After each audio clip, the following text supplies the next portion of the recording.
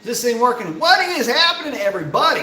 Man, just wrapping up this battery torture test, this Archangel battery thing, which, I'm actually pretty surprised. I figured I'd do a quick live show, mainly to, kind of give you guys some quick insight as to some of the motivation behind this and, really what drove me to knocking this out.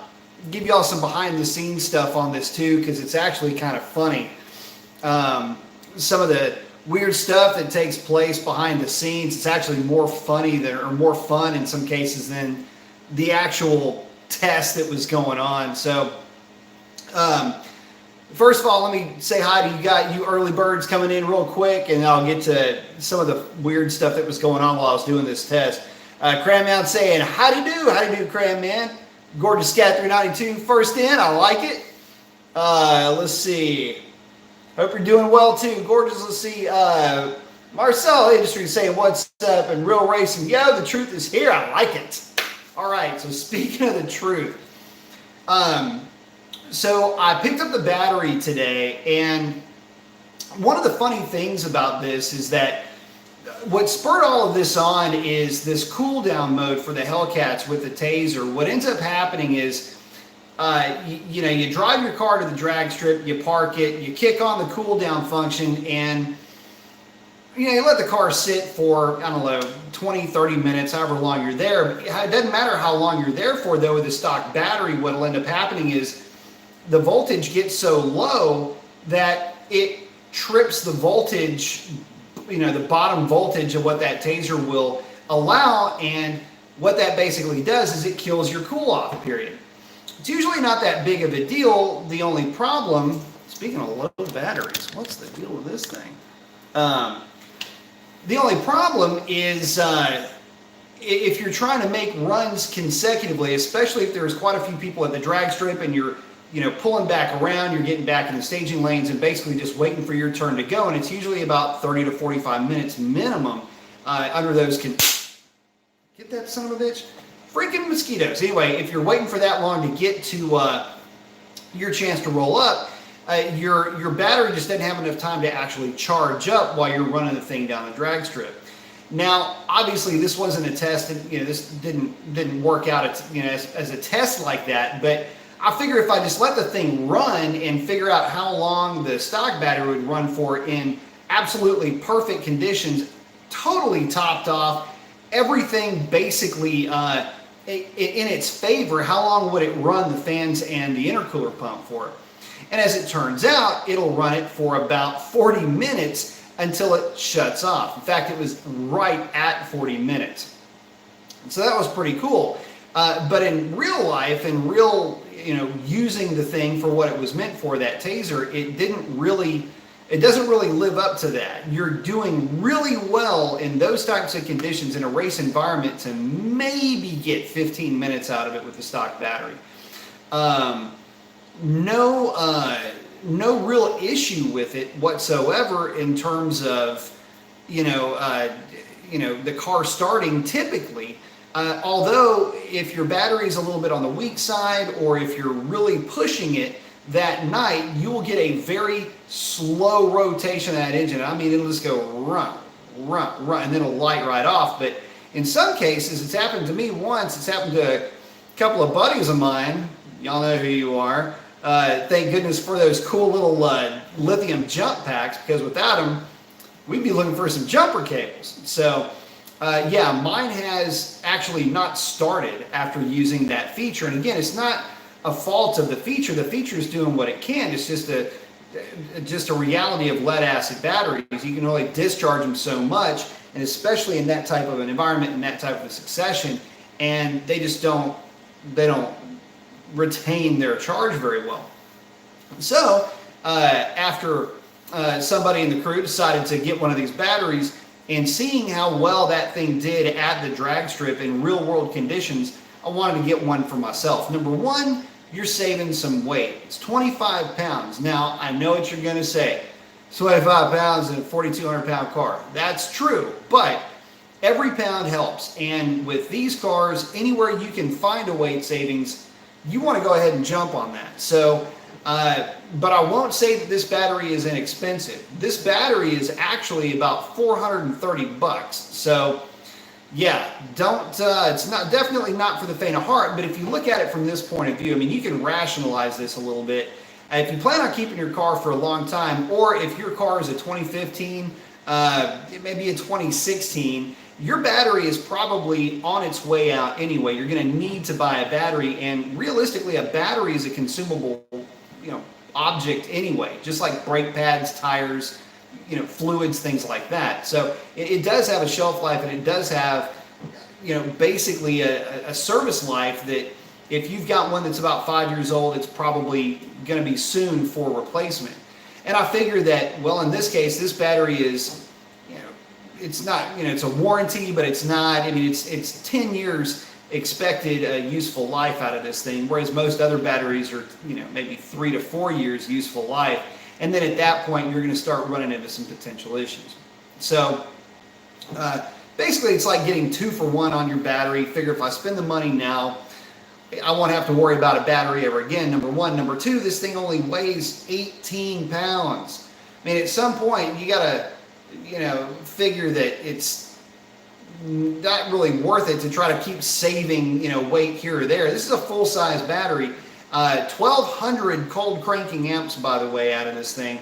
So little wonder why it spun the motor so hard. Yeah, the stock battery is like 780, 750, right in that range. So yeah, it pretty much blows the stock battery away in that respect. And again, just with how well it held voltage for an hour of running the cool down feature on fan low and on pump low. Now, how long would it have lasted on high?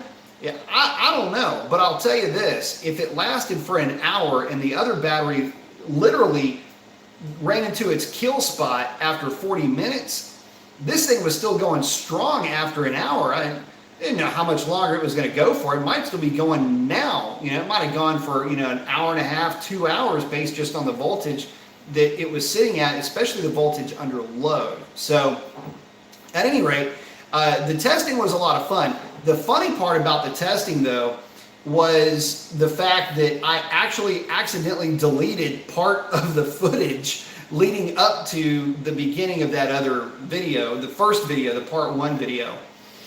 Yeah, that's on me.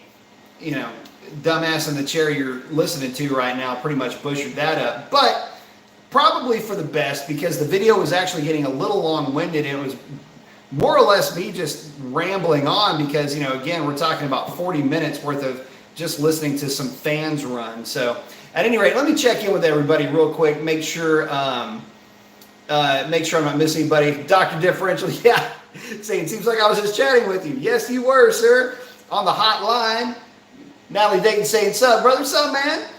Real Racing asking a question about the 85 throttle problem. Turned out my car had 0 oil. What? 0 oil? The Z Automotive Taser kept resetting my oil life. Must have went wrong. My engine ended up blowing. Dude, such a horrible experience. It seized. Oh, man. Sorry to hear about that, man. Dude, I don't even know what to say about that. Z Automotive kept resetting his oil life. Surprised you didn't get a low oil indicator on there. Definitely good advice for you guys. Always check my oil whenever I put gas in it. Kind of an old, I don't know, kind of an old way of looking at stuff. Especially check it every time before I take it to the drag strip. Man, I'm sorry to hear about that. Well, Marcel's asking, is Taser a good buy for the track? I want one. Well, after Real Racing's issue, he probably wouldn't agree with this. I like it. Man, sorry to hear about that, Real. Damn, that sucks. The Taser for the track, if you've got a Hellcat, yeah, that it's a good thing to have if you're at the drag strip. But just know this: the issues that I've had with the Taser. Every once in a while, it'll have a funny habit of a trip in the dash lights, and it ended up it drained the battery one night. So not really sure where that came from or why it did that, but I'm in the habit of actually removing the taser every time I use it. So once I get done with the drag strip, go ahead and remove the taser, throw it in the console, and I don't replace it until I go to start the car the next time I go to the drag strip. And what I do is I just pull the taser out, install it in the OBD2 port, and then light the car off and go from there. I don't start the car's not running, nothing is in any accessory or on position when I put the taser in, and then the car is completely shut down when I pull it out. So just kind of a heads up on that. Cranman saying, that just scared the shit out of me. Yeah, you and me both. Canada guy saying, what is happening? Brian just stopped by to say, hey, finally picking up my Mopar shipper tomorrow. Nice, I like it. Thank you for checking in. Cranman saying, damn mosquitoes, man. I'm telling you what, it's that time of year, starting to heat up. We're going to start getting a little bit more rain, and yep, we're going to have some freaking pterodactyls flying around here, sucking all of our brains out of our heads. We get the ones we get down here, we get the little bitty ones, little bastards that, like, you're just sitting around doing nothing. They'll buzz your ear, like do that whole like Top Gun flyby, so you do that, you know, weird looking reaction. So if I just skits out for no reason, chances are I'm trying to kill one of those little mavericks flying through there. We get those, and then we get these big, roided up, yoked up, just swole ass looking, like just they're big, and I mean, you gotta, I don't know, I hate those damn things. We get those big, and then the thing is, you slap the thing, you don't even know that, it's like, they got some like vampire skills where when they bite you, and they're like sucking all the blood out of your shoulder, you don't know it, because they can do that without you feeling it, which is weird, man. I mean, it's like, they got these, anyway, and you slap them, and then it looks like you got stabbed or something, because you hit them and they explode, man. Hate those damn things. But yeah, it's that time of year. Sean saying, getting to be that battery you have is exceeding my expectations. I tell you what, it exceeded mine. I've actually got it on the charger too, by the way. I'm just, filling it back up a little bit. I think I'm charging on like 6 amps or something like that. But yeah, that battery is, I gotta say, so far, initial impressions, certainly well worth it. I know that Racer X likes his. I know maybe 1 or 2 other people that have them. They're liking them, but it's a little bit different when it's in your car, and especially after you do a test like I did. It's one thing to just throw it in the car and drive it and, I guess say, yeah, it spins the engine faster and it seems to work better, but it's a whole different story when you actually have the thing sitting there running an intercooler pump and a fan for an hour, and it's all but unfazed. The voltage drop was practically nothing, at least by comparison's sake. So at any rate, I'm impressed with it so far. Now, is it worth over $400? If you can swing it, and if you got it in the budget, then I say go for it. It is something that you're gonna have to save up for. I certainly did, but I think the wait and saving up for it was worth it, because I know that I've got a superior product in the car. I'm saving a little bit of weight in the process, and I know that long term I've got a battery that's going to hold up and be a component that I don't have to worry about in the future. And again, my car is coming up on its 5th year. It was time for a battery anyway, so I was going to have to spend the money one way or another. May as well spend it on something that's going to be a little bit more robust. Let's see. So Fox is saying, so now this questionable YouTube guy has his 85 Luntune 18A10 GT with tire and just axle back exhaust beating a stock Hellcat in a 40 to 140. People commenting are eating it up. Fantastic. Here we go again with this stuff. So, man, I don't even know what to say about that. Sometimes it does kind of drive me a little bit crazy. I'd love to see it in person, and if he's walking away from a stock Hellcat, we're talking about a car with a tune, everything but the kitchen sink thrown at it, no cat over temp, no nothing, versus a stock Hellcat. I'm having a real hard time believing that it's going to beat it in a roll. Now, that's not to say that it won't hang with it in a roll. My C5 Z06, I'll be honest with you guys. I went sniping after Hellcats. From a roll, it was a very strong running vet. But again, it's kind of apples and oranges here. One is in its wheelhouse, the vet. Two, the Hellcat really isn't. That's really not the Hellcat's forte. I would love to see that race. I would also love to see what kind of mile an hour that Mustang is running just in general. Is the Hellcat on stock tires? Is he blowing the tires off on the hit? There's a lot of things that are going to be involved with that aren't necessarily going to be, aren't going to come to light or aren't going to, nobody's going to want to admit to on the front end. And hell, man, I got a stock Hellcat. Bring it down here. Let's see if it's real. I mean, this thing is so stock thermostat, no catch cans, runs 10s. I mean, it doesn't get any more benchmark than this car because it doesn't get any more stock than that thing aside from a drive shaft and a diff brace. Oh, wait a minute. Hang on a second.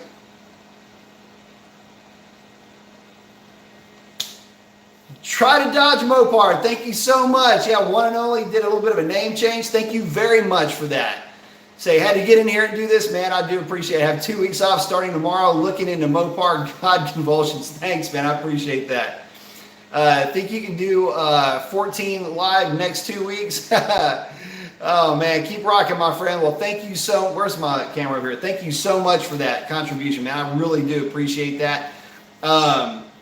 Man, I tell you what, I've been trying to do at least one live show per week, trying to catch up with you guys, let y'all know what's going on in the world, at least on my end, and trying to keep up with you guys and the questions as well. I love the interaction, love talking to you guys. So, this one is really more of kind of a behind the scenes, a lot less formal than what I normally do. Again, just kind of bringing you guys into the whole, what I'm up to and how this whole battery test went. But thank you so very much.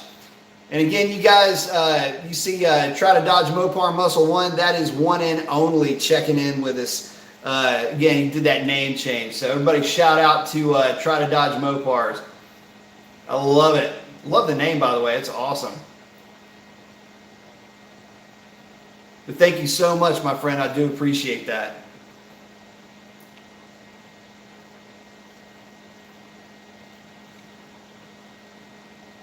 Check in on this real quick. Oh, wait a minute. Hold on. Symphonics. Oh, 40 to 140. If he's not on a drag radio, even if he is on a drag radio, that Hellcat, he's going to be spinning.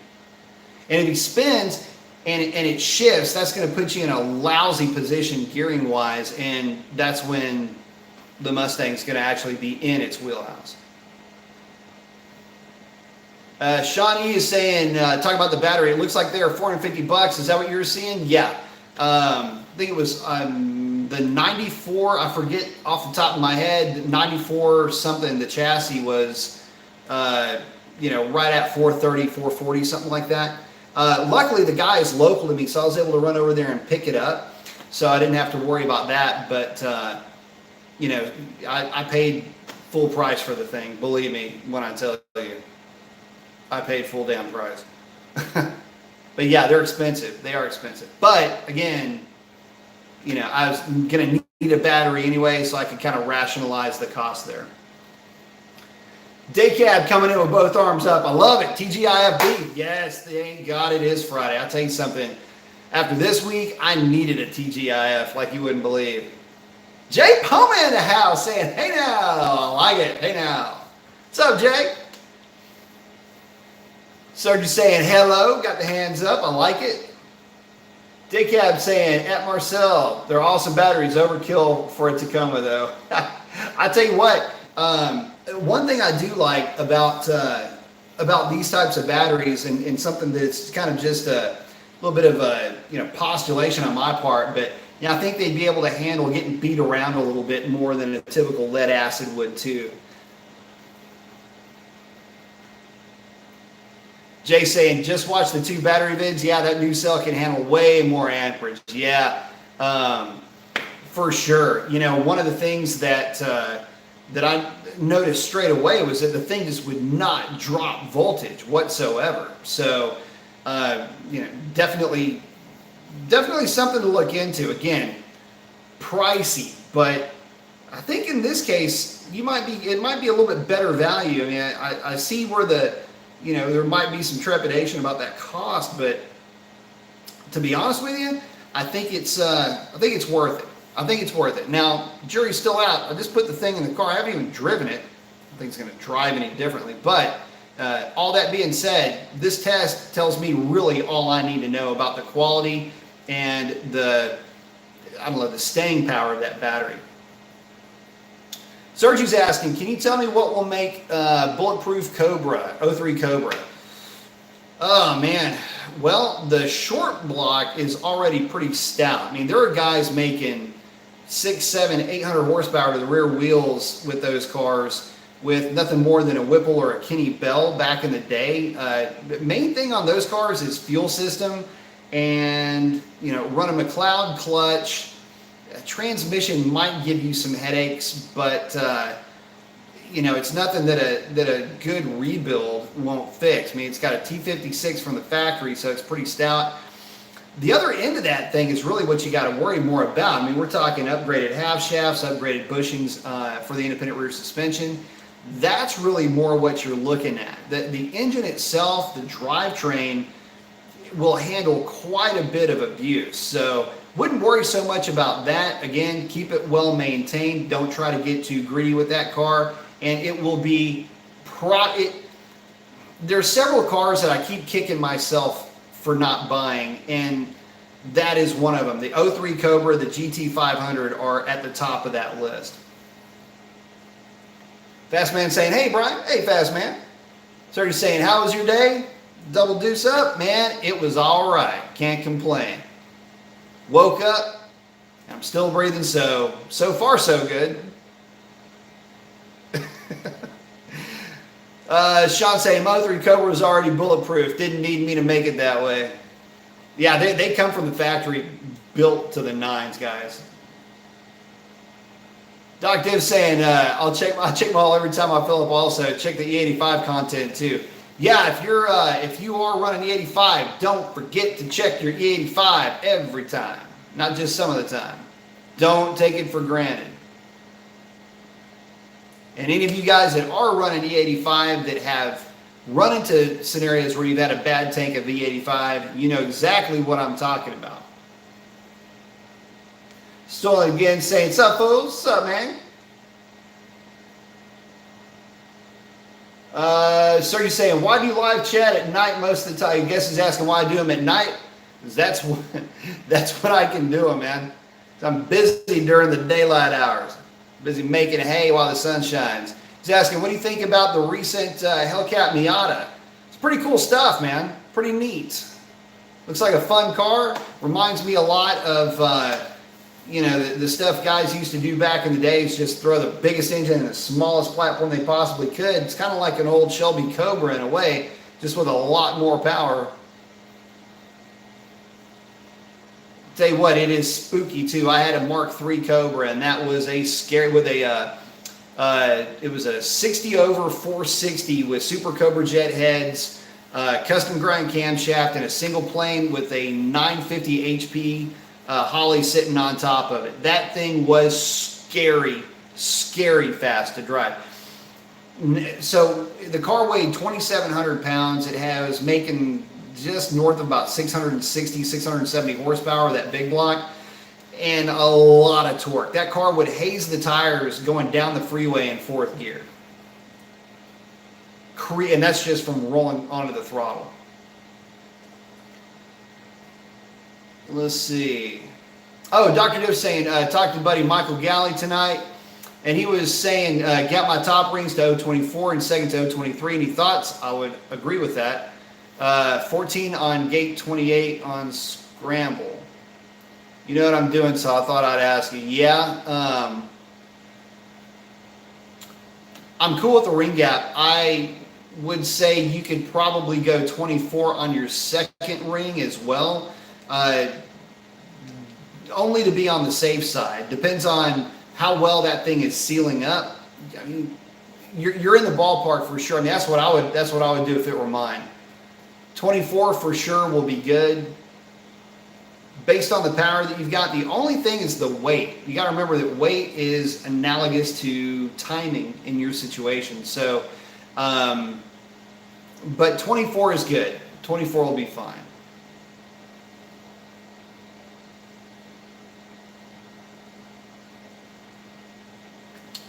And assuming you're talking about timing on your scramble button,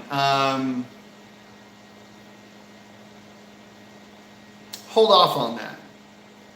Hold off on that, and it's got to be on a loaded dyno, but we need to see what it's acting like under heavy load. Oh, now he's saying I've been looking at the Cox Racing batteries, 9 pounds, but over $750. Here is my thought on a battery like that. The itty bitty race batteries, I'm not really all that into because I want the capacity.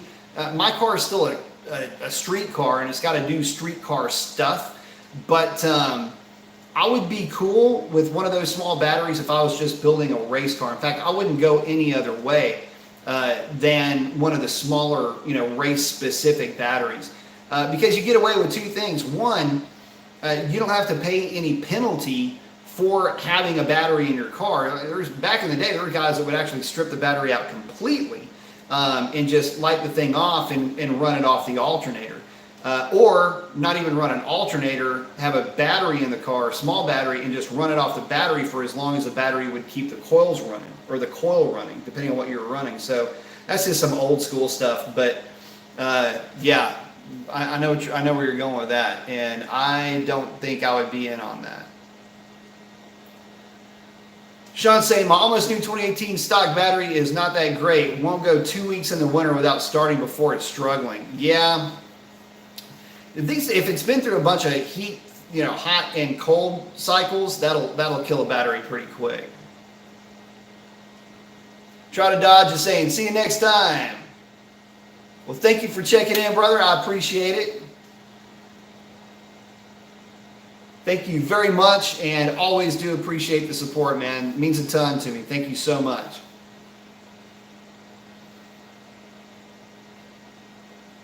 Sergio's saying, how many engines have I built so far? How many engines have I built? Depends on what the definition of built is. Involved in the build or actually built myself? I've built one, two, let me think. Probably a dozen 302 Fords, 5.0 Windsors, at least probably 14.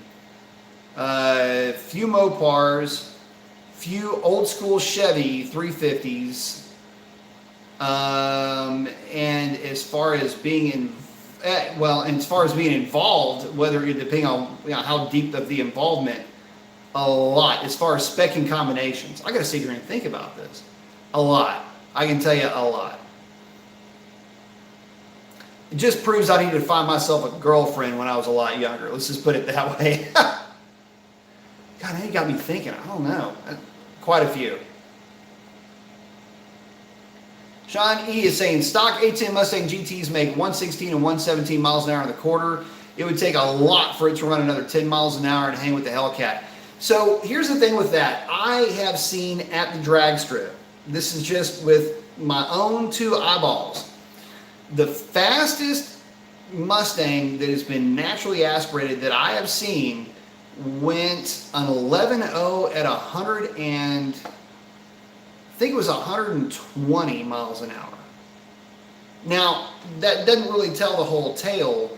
It was 121 maybe. Anyway, I get that doesn't tell the whole tale because that thing was making some steam on the back half of the track. But, I mean, I can't, it's tough to say that it's going to outrun or outpace a Hellcat from a 40 roll. It's not really the Hellcat's best hit. I mean, you're questionable traction at that point. I don't know. Like I said, it might be a really good race if the guy's thrown the kitchen sink at the Mustang and you're running up against just a stock Hellcat. I don't know. I'd love to see it, but I just don't know that it's going to be that. I don't know that it's going to go in the Mustang's favor. Slash is saying what? All right. Well, thank you. What?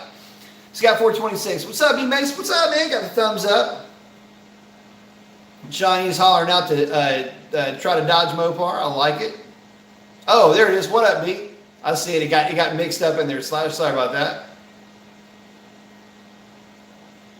Subphonic saying, check it out sometime. Hellcat versus Mustang. I will check it out. Marcel saying 450 isn't bad for that battery. I spent 250 on the lithium ion for my Raptor 7. Oh yeah, for his quad, yeah. And it was a fraction of the size. Worked great though. Yeah, I mean if you, and I get it too. I mean it is tough to swallow initially, but you know if the thing's got longevity and you're not running any problems with it, man. Again, I say go for it because you're gonna have to buy a battery at some point anyway. It's a great opportunity to upgrade for sure. Let's see. Chris is checking in and saying, hey man, how's it going? I'm about to install the Hellcat headers and catless mids on 17 Challenger 5.7. Will it cause any issues with the engine untuned? No, I don't think it'll have any issues with it untuned, but it will certainly run a hell of a lot better once you get it tuned and you're able to optimize that exhaust package that you're putting on the car. Now, that being said, I don't know how much of a gain you're going to get out of it untuned, but it can't be any worse than what you got stock. So I'll just leave it at that. But yeah, it's a good way to go for the RTs. Yeah, go with the 392 full exhaust system or the Hellcat full exhaust system. It's the same thing. You'll definitely appreciate the performance gains. Arrainsby, hope I'm saying that right, saying hi. Well, hello. The Good Life saying, hey buddy. Hey buddy. Let's see. Bear with me just 1 second. Dr. Div saying, should become a dealer of those batteries. We could we could all make some money. Man, I'll tell you what. They he seems to be doing pretty good with them, and I'll tell you what, I know that you know, I know he's doing us a favor by you know bringing those things in for us, and I say just keep buying them from the man that's got it going on himself. Let's see, bear with me just 1 second. Tim Fastcar is saying, hey, Mr. Mopar, buddy, how do I make my wife's Scat ride like my Demon on the highway? But it said a Demon springs on it. That's the best way to do it. They do ride nice, by the way. The funny thing about the Demon is, with all the time that I spent with the Demon, the one takeaway that I had was just how comfy that car was going down the freeway. It just kind of floats, just kind of rides on down the road like a big old luxury car.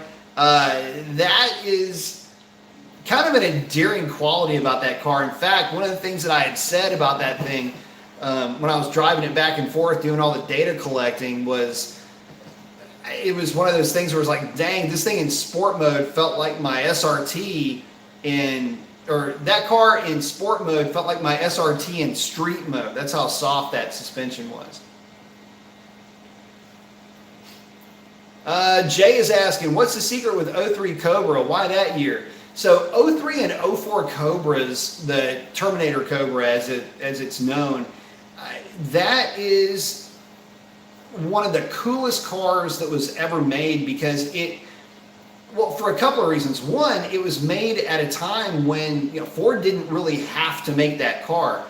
They had come out with the Lightning in 1999. They had thrown basically a small Eaton supercharger, I think it's an M90, on top of a 5.4 liter truck motor, a few fueling mods, and obviously the ECU, a couple other goofy things to make everything work. But long story short, they made this freaking monster of a truck, especially for its day, and I've had two of them, and I love those trucks. But in 03, they took basically this isn't an exact thing that they did, but just, for sake of argument, took the Lincoln 32 valve heads, kind of reworked them, put those heads on a 4.6 liter with a seriously beefed up rotating assembly, and again, small Eaton supercharger on top of it, and we're making a claimed 390 horsepower, 390 pound-feet of torque. And for a lot of guys in '03, that was the return of the big block power numbers in terms of horsepower and torque. Leading up to that car, 300 horsepower was a lot of power. That was a number that guys were just working with. 330 for the Corvette was, out of the old LT1, that was kind of a big number back then. Nobody was making 390 horsepower, and nobody was making 390 pound-feet of torque. Not the way that Terminator Cobra was. Had independent rear suspension. The car was just awesome all the way around. But it was how that car was built with a with a supercharger swap, because the Eaton was very undersized for the capabilities of the internals on the Cobra. With a supercharger swap, a tune, injectors, pumps, that thing was 500 horsepower to the rear wheels pretty much effortlessly. Hell, you could get close to 500, or actually you could get 500 out of it on the stock supercharger if you did some work to the blower itself. So anyway, those cars are incredibly special because they really did reintroduce the buying public, from a mass production standpoint, back. They reintroduced them to old school muscle, the way that it felt, the way that car drove. Because you got to remember, those cars, 390 horsepower, 390 pound-feet of torque, doesn't sound like a lot. But you got to remember that this is in a car that weighed 3,600 pounds, significantly lighter than what we've got today. Might have even been less than that. Might have been 3,400 pounds. So anyway, those things are so awesome. Such an awesome car.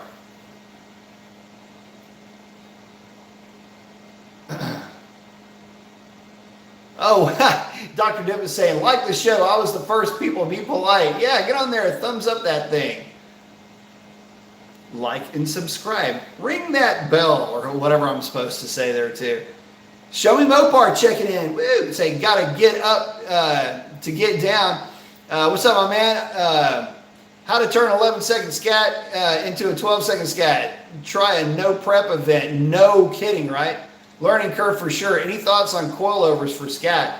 Man, who is the one that was making it? I can't remember off the top of my head. That's what happens when you're up at 4 o'clock in the morning. I cannot remember the name of it. Yes, coilovers for the scats work very well. As a matter of fact, and it'll come to me probably in the middle of the night. I'll probably wake up screaming their name, but there's actually a couple of companies that make coilovers for the scats that do work very well. So if it's my car and it's in the budget, it would be one of the first things that I would do, actually, because you can stance that thing out and they look sick. Just make sure you get that thing realigned when you do that, please. It has all to do with how the geometry changes once you drop that car. You absolutely need to have it realigned. But yeah, try doing a no prep event. I've only done a few no prep events, and let me think, how many have I done? 1, 2, 3, 4. I've done 4. Yeah, I won't be doing any more of those. I tell you what, though, it'll make you a hell of a driver. It just, there's nothing cool with hitting 4th gear and having your car doing this under power. And there's really no way to lift. There's really definitely don't want to chop throttle. It's the biggest mistake guys make at those no prep events is they chop throttle when the car starts getting loose. It's not what you do. You've got to just roll out of it just a little bit. She'll center, but you chop throttle. It's like hitting your e-brake, and it's bad things happen. Or you're under power and the thing starts skating away from you and you try to catch it. Can't do that either. You got to roll off the throttle, let everything basically settle out, and then get back into it. Man, the stories. Phantom saying, how's it going? What's up, man? Shice saying, what is up, B? What's up, Shice? Let's see. Modern Racing saying, B Mason, I have a 6'1", 300 SRT, ran 13.8 with a 2.3 60-foot. Trying to get into the 12s. Need some suggestions on mods. Well, straight away, 2.3 60-foot, that's not helping you at all. As far as getting the car into the 12s, you can definitely get the car into the 12s, but it's not going to be super easy. It's not going to be like a 1-2 and done type situation. You got to remember, you got a lot of weight that you're dealing with. But first things first, my man, you got to get that thing on a drag radial. A 2.3 60-foot, I mean, dude, you're leaving, you got 6/10 on the table just with that. I mean, you, at the slowest that thing should be going is like a 1.9, maybe a high 180. So you get the 60 foot down and you're gonna be tickling 12s just with that right there alone. Aside from that, a trans tune for sure will help that car quite a bit. And the good thing is you don't have to get your computer unlocked because the year of the car. So that would be my suggestion. Tune, trans tune, and get you a sticky tire, a little bit of practice, maybe pull a little bit of weight out of it if you got extra stuff in the car that you don't need, you know, jacks or, you know, personal effects, whatever that might be, and you'll be in good shape, man. I know quite a few 11-second SRT 300, so let's see. Steven Seen saying, what up, Brian? Got the, I like it. Got the fist bump, say good life. Saying, hey, swivel on this, my guy. You got a lot of practice. What is that? Sergi saying, why you got that sticker on top? You like that company, the sticker on top. You talking about the Comp Cams banner back there? That's the company that I use when I am speccing camshafts. I use Comp Cams blanks and I use Comp Cams low profiles. So when I'm speccing a custom grind, I use Comp Cams. And since I use Comp Cams, they sent me some swag. So that's why it's up there on the back.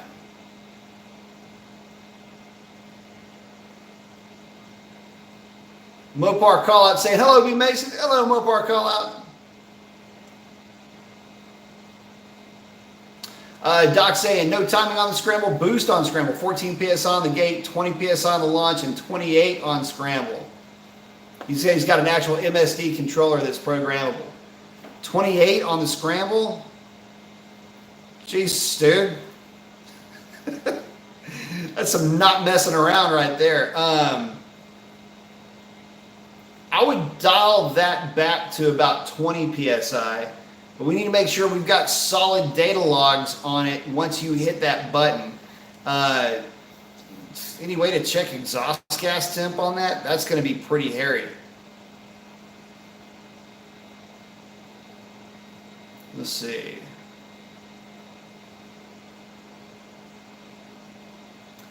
Sasha's saying, have a 5.7 and 07 Ram board, 30 over with a mild cam, and it keeps throwing crank codes and closed circuit loop. Or closed loop circuit codes. Any opinion or any option on what's going on? Let's see. We've got a 5.7 and an 07 Ram 30 over with a mild cam, and it keeps throwing crank codes. Could be a funky crank position sensor for one. Issues with closed loop circuit codes. Could be in the tuning for that thing. You would be on the VE table's probably jacked up on your tune. Would be my guess on that.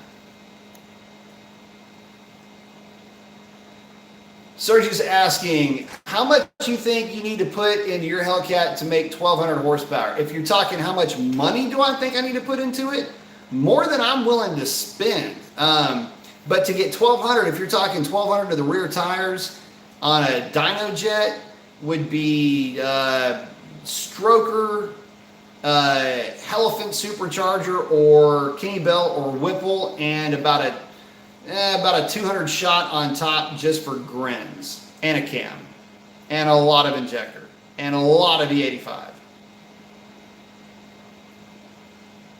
Basic Art's got the thumbs up. I like it.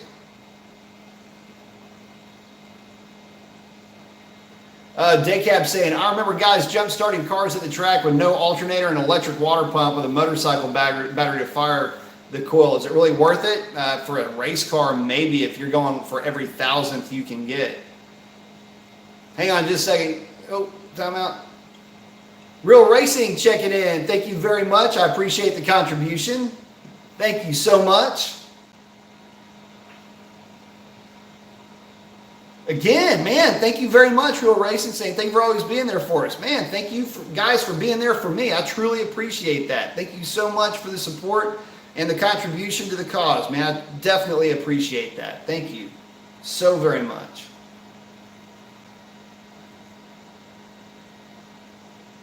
Very much indeed. Donald Power saying, yo, Mason, what up, Powers? You doing good, bro? Let's see. Show me Mopar. Asking about coils and experience with brands. I like taking the 16 Scat Challenger to the occasional road course and hit rural twisties. For $1,400 to $2,000, it's doable with some control arms too. Absolutely. Talking about coilovers on that.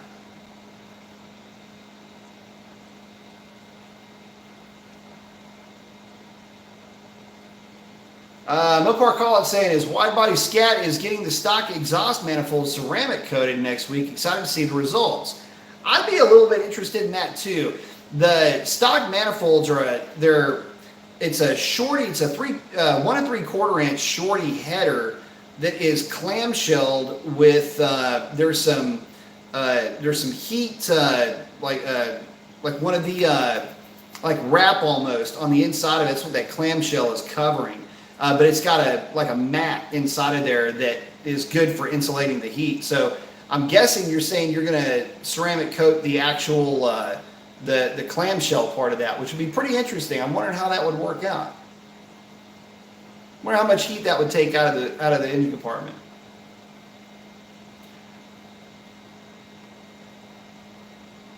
Sergio's saying, I'm thinking about swapping an 03 Cobra engine to a Jeep Wrangler. What do you think I need to get it running? Everything out of the 03 Cobra. You're going to need a computer, wiring harnesses. Pretty much everything is what you're going to need to get that thing up and running. So I hope you've got a pretty solid donor car in the mix. Might be able to run it off of like a Holley, the Holley EFI. Could probably run it off of that too, though. But you're going to be doing a lot of wiring, that's for sure. Real Racing saying, I appreciate the sincerity. Rod bearing went out and then boom, sees no oil indicator at all. Damn. If I get a new engine, should I do E85 again? I'm kind of paranoid at this point. Got hit with a $12,000 bill. Damn, man. You know, E85 is great. I mean, there's not any problem with that. You know, one of the things I always will say about anybody that's running E85, just make sure that you are following the E85 protocol when it comes to oil changes. One of the biggest issues that that you can run into with the 85 is going to be cylinder wash. The boosted cars can have more of an issue with this, mainly because they just have so much more cylinder pressure and they're running so much higher fuel volume. Just that even if you're running off a straight percentage, you're just going to get more cylinder wash with the E85 on that type of a setup. So I would say you're definitely okay with the E85. It's just, man, I hate to hear about that situation with the oil, man. That sucks. Let's see. Adi's saying, thanks, B. Mason. Glad you stepped up to your Hellcat. I've been following your through your SRT support. Helped me with my 16 Scat Pack M6. I support your help through the years, buddy. Thank you very much, man. I appreciate that.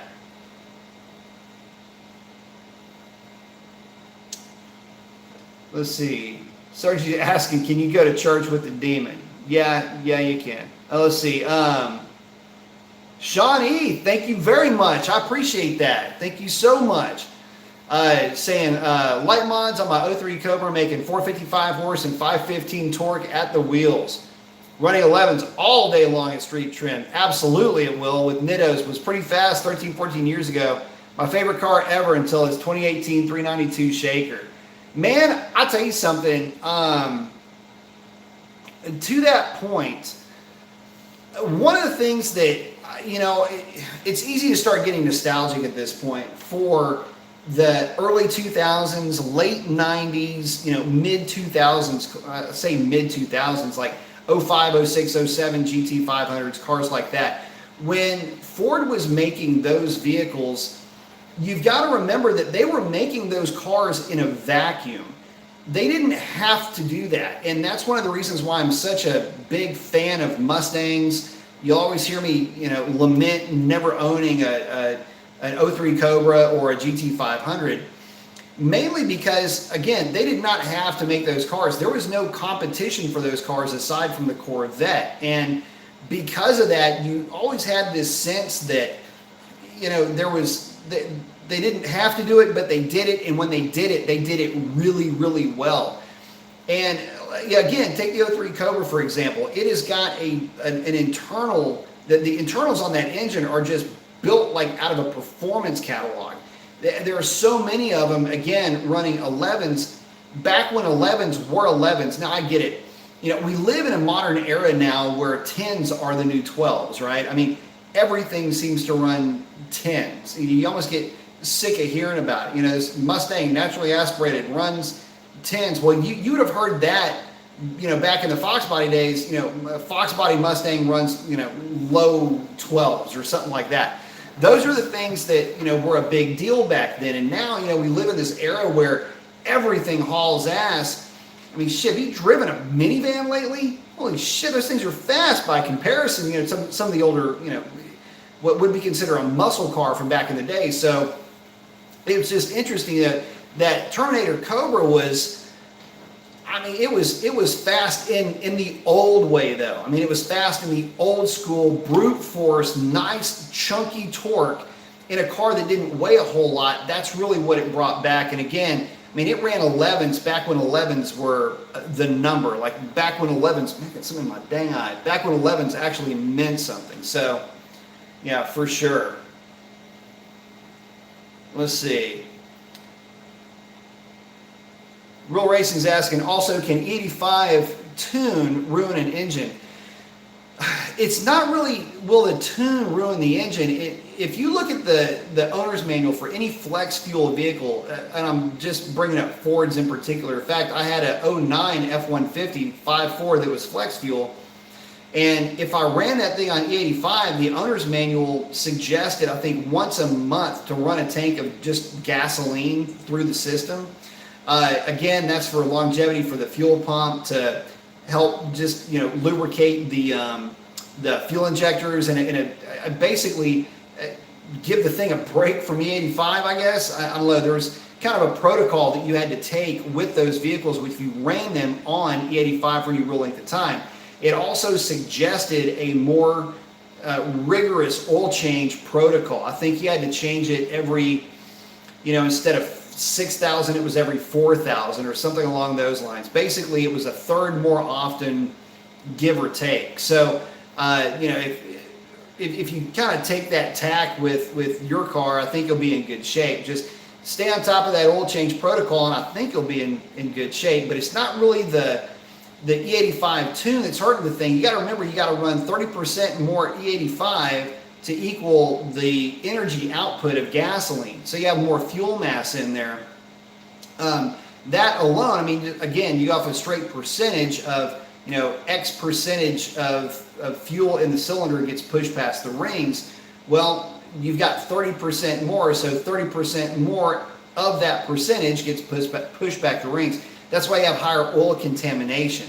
If you switch a car over to E85, then again, that's just something you're going to be dealing with all the time now. So it's a minor inconvenience, but it's something that is still noteworthy nonetheless.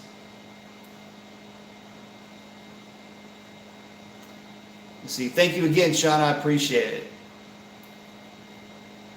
Sergio's asking, GT500 2020 game changer? Not really. I mean, what game is it going to change? You've already got the GT350R, which is an unbelievably good track, purpose-built track car. You've got the Camaro 1LE, which is a very good, again, open or closed circuit track car.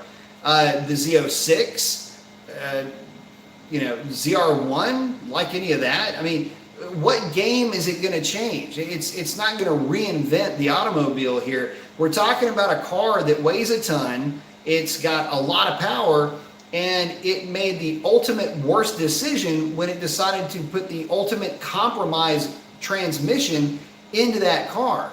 A dual clutch works great in vehicles that don't make a lot of power but have a lot of horsepower and that are lightweight. That's kind of its real go-to. That's really going to be its forte, at least in my opinion. There's some BMW drivers who will argue that point with the M3s and M5s, but I'm just here to tell you, I don't see that being a great thing for the Mustang. Maybe it will be. Maybe the transmission will be durable enough for a stock car, but will it handle modifications? That's the other issue that we're going to run into. I don't know that it will be. And it really sucks because they've got this 10-speed automatic. A lot of the drag race guys were just salivating over this 10-speed automatic because it's in the ZL1, and they figure, okay, well, if it's in the ZL1, why don't they put it in the GT500? That would be fantastic for drag racing and have a manual transmission for the guys who just want to row gears. That was a foregone conclusion. Shit, the smart money was on that being the way that car was going to be released. I was rocking back and forth on my couch thinking, what can I do to a GT500 with that 10-speed auto? How quickly can I put one into the nines? But instead, we get what we got. So anyway, I don't want to belay that point. I'm going to keep scooting around in here. I don't want to belay the point, but the reality is that that's really what we're looking at with that car. Not going to be a game changer at all, in my opinion. Dr. Div saying, I could do an exhaust temp gauge. I'd be interested to see what it would be with that amount of boost. Not to say it's a bad amount. It's just, I want to sneak up on that, bro. White Knuckles saying, what up, B? What up, White Knuckles saying, what was that other brand of lower trailing arm you were talking about a couple of weeks back? Not BMR, is it Spawn? Yes, it is. If so, do you think one is a better product than the other? Dude, BMR is tough to beat, man. I mean, for the money, it's real hard to beat. Spawn's good. They use a little bit better. They use a Duralin as opposed to, or Duralin, however you say it, as opposed to, polyurethane in their bushings. But the thing I didn't like about the Spawn is that they were noisy. They did click and clack quite a bit. And, I don't like that kind of stuff. And, I didn't notice a big difference. Even when I had the full Spawn kit on my car, there wasn't any real difference between that and just running the BMR lowers or just running the Spawn lowers. So it was definitely a lot of work for not as much of a gain as I would have liked. Again, they're not a bad piece, and they're a small piece to a large puzzle. Just think of them that way. But if I were to put anything on Revlon, it'd just, to be honest with you guys, it'd be a set of BMRs and call it good. Don't see any reason to move away from that. And I would just do the lower trailing arms. I wouldn't worry about the rest of the kit or anything like that. It's too much of a pain in the ass to install, and quite honestly, sorry man, I'm just not really seeing the benefit. Now, that being said, if you have a lowered car, it might do you good to have a set of adjustable upper camber links just to get everything in line, basically, because once it's lowered, you don't want to just have the adjustables where you pop the wheels out, because then they'll stick out too much, and you don't want to just adjust the lowers because they're going to stick in too much. So you can actually, get it. You can nth degree the thing to where it's right. I like those things for that, but I think BMR makes a set of adjustable camber arms anyway. So if you wanted to go that route, just go BMR. Again, they're not paying me to say any of this. It's just what I've seen as far as results in the field. So hope that helps. Let's see. Sean's saying, oh, his 05 300C is running high 13s with a tune. Not bad for the first year of a Hemi in a car in modern times. More improvements every year since then. Absolutely. And I'll tell you something, too. You got to remember, man, 13s ain't slow. It's funny how jaded we've become. So let's put some things into perspective. These are traction limited numbers, but pick any big block muscle car of the original muscle car era. It ran 13s, somewhere in the 13s. That really fast, legendary Barrett Jackson bombshell that you see on TV, that's a 13-second car if it was built back to original factory specs. And yes, I get it, that's on a street tire. Fine. Put the thing on a drag on a drag tire, you know, true slick. Very, very few of them would be doing better than a 12.0. I'll put it to you that way. In fact, all but maybe a couple would do better than a 12.0. And the list is short, and they ain't all Hemi-powered cars, by the way. So just keep that in the back of your mind. Also, keep in mind this, too. The cars that went quicker than a 12.0 on a slick were drag race prepped cars back then. We're talking cars that, I mean, you gotta remember, they didn't have overdrives. We're not talking about cars with modern transmissions. So 1-to-1 was the best you got, and then whatever gear ratio was your limiting factor in terms of actual trap speed. If you had a car that was peaking at 120 miles an hour, 124 miles an hour going through the trap, let's say 130, just for the sake of argument, going down the freeway at 70 miles an hour, you're going to be trapping, you know, 3,800 RPM. That gets old real quick. So can't have your cake and eat it too with the old school stuff. But yeah, 13s is what those old school muscle cars ran, and we're doing that with a lot of vehicles now. Let's see. Mr. 17 Aspen asking, how wide a 17-inch rim can fit under the ass end of a 2006 Dodge Charger, and what would the offset need to be? I think it's 25, and I think 11-inch is what you can go with. I think. I know you can do 10.5. 10.5 is pretty easy. And really anything over that, you may or may not run into a rubbing issue. They're all a little bit different. It depends on how that inner fender well is, how tight that inner fender well is affixed to the actual structure of the car. You may have to do some massaging there. I think the offset's 25 though. Check with Replica. I think they have all their offsets on their websites for those cars. Josh was saying, thank you, thank you. Stephen C's asking, who do you think has the best drag tune, both engine and trans, for a 17.57? That would be Pike's Performance Tunes. I'll just tell you this. My 392, and this is something that actually Alex and I were joking around about the other day. He had asked me if I had a chance to put my car on the dyno yet.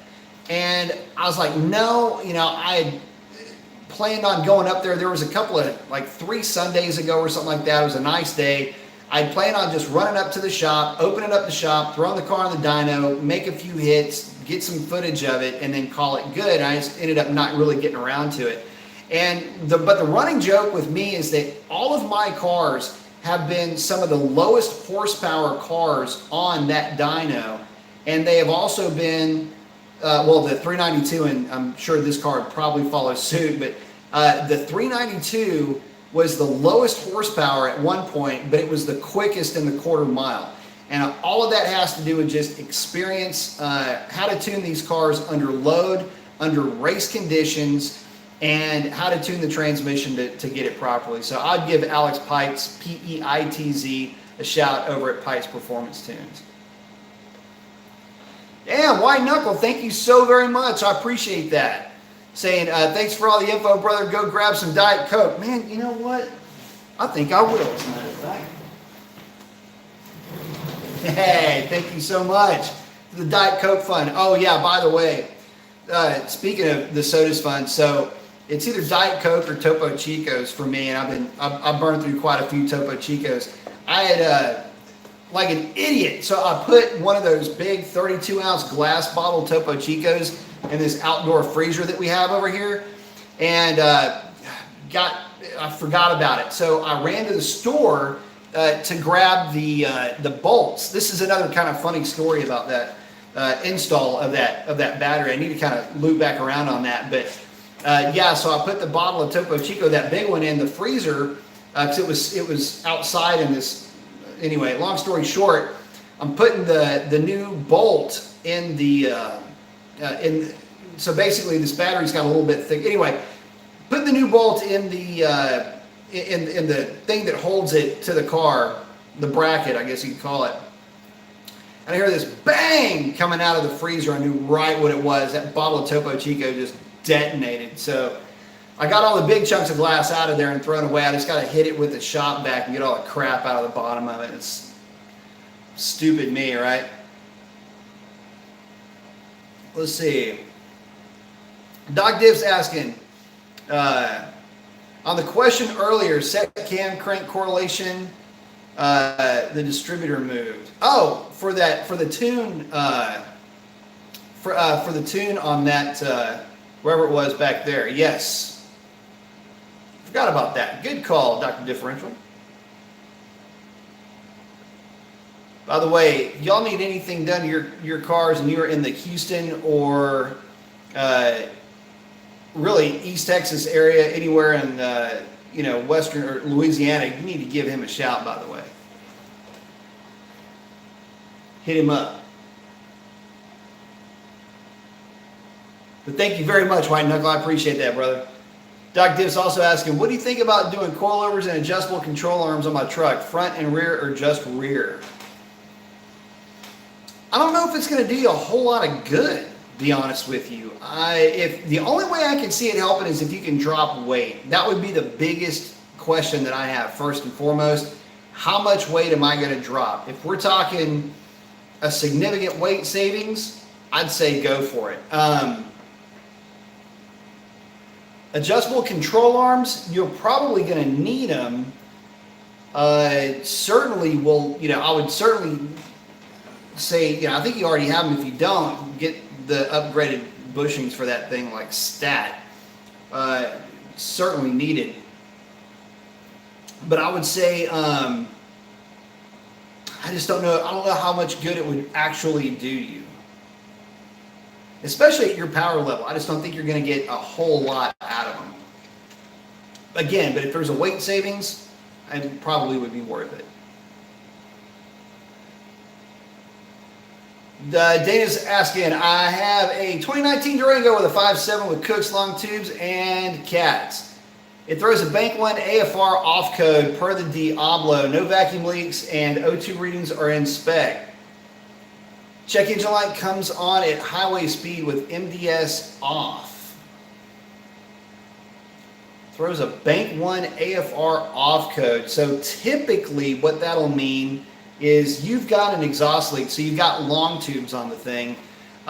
Check the connection. When you're data logging it, check your idle, make sure that you don't have that bank 1 adding a bunch of fuel. What ends up happening is, normally when this happens is that there is a leak and you are getting fresh air intrusion into that, into that wherever the gap is, you're getting fresh air in there. And it's going to be throwing fuel at it on that bank because it thinks it's running lean. That would be my guess.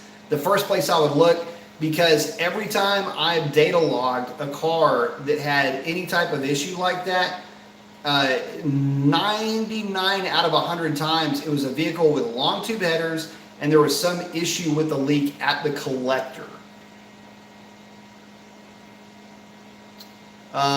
So even though your check engine light or your O2 readings are in spec, I need a little bit more info on what in spec means that you're talking about. If you've got both of them checking, properly, like, +5, -5%, +5, -5%, something along those lines, cool. It will still function if your specification on that bank is, say, plus 10 or plus 12%, it'll still run fine. It's just throwing fuel at it. You're going to have one bank that's basically real rich. So check that out. Just be on the safe side, because I'm betting you it's...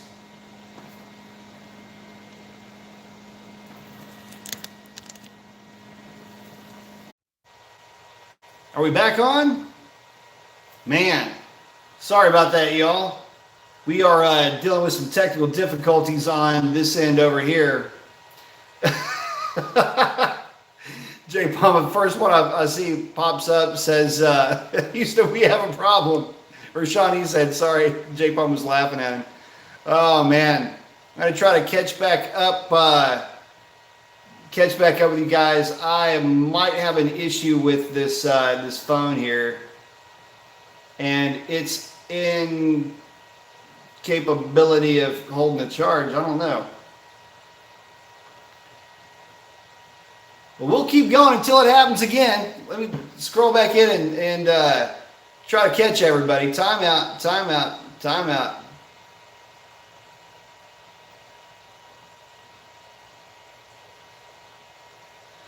All right, I'm just going to start here. I think this is where we left off. I have to stay on top of this. Luke's asking, heard rumors flying around the new Viper is coming with a V8 instead of the V10. In my opinion, the V10 is better. The market would disagree with you, Luke.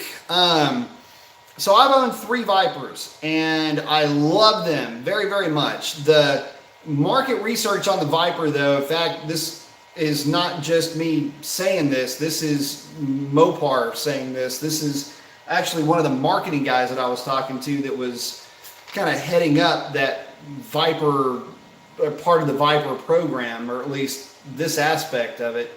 Sorry, I'm just checking on our chart here. The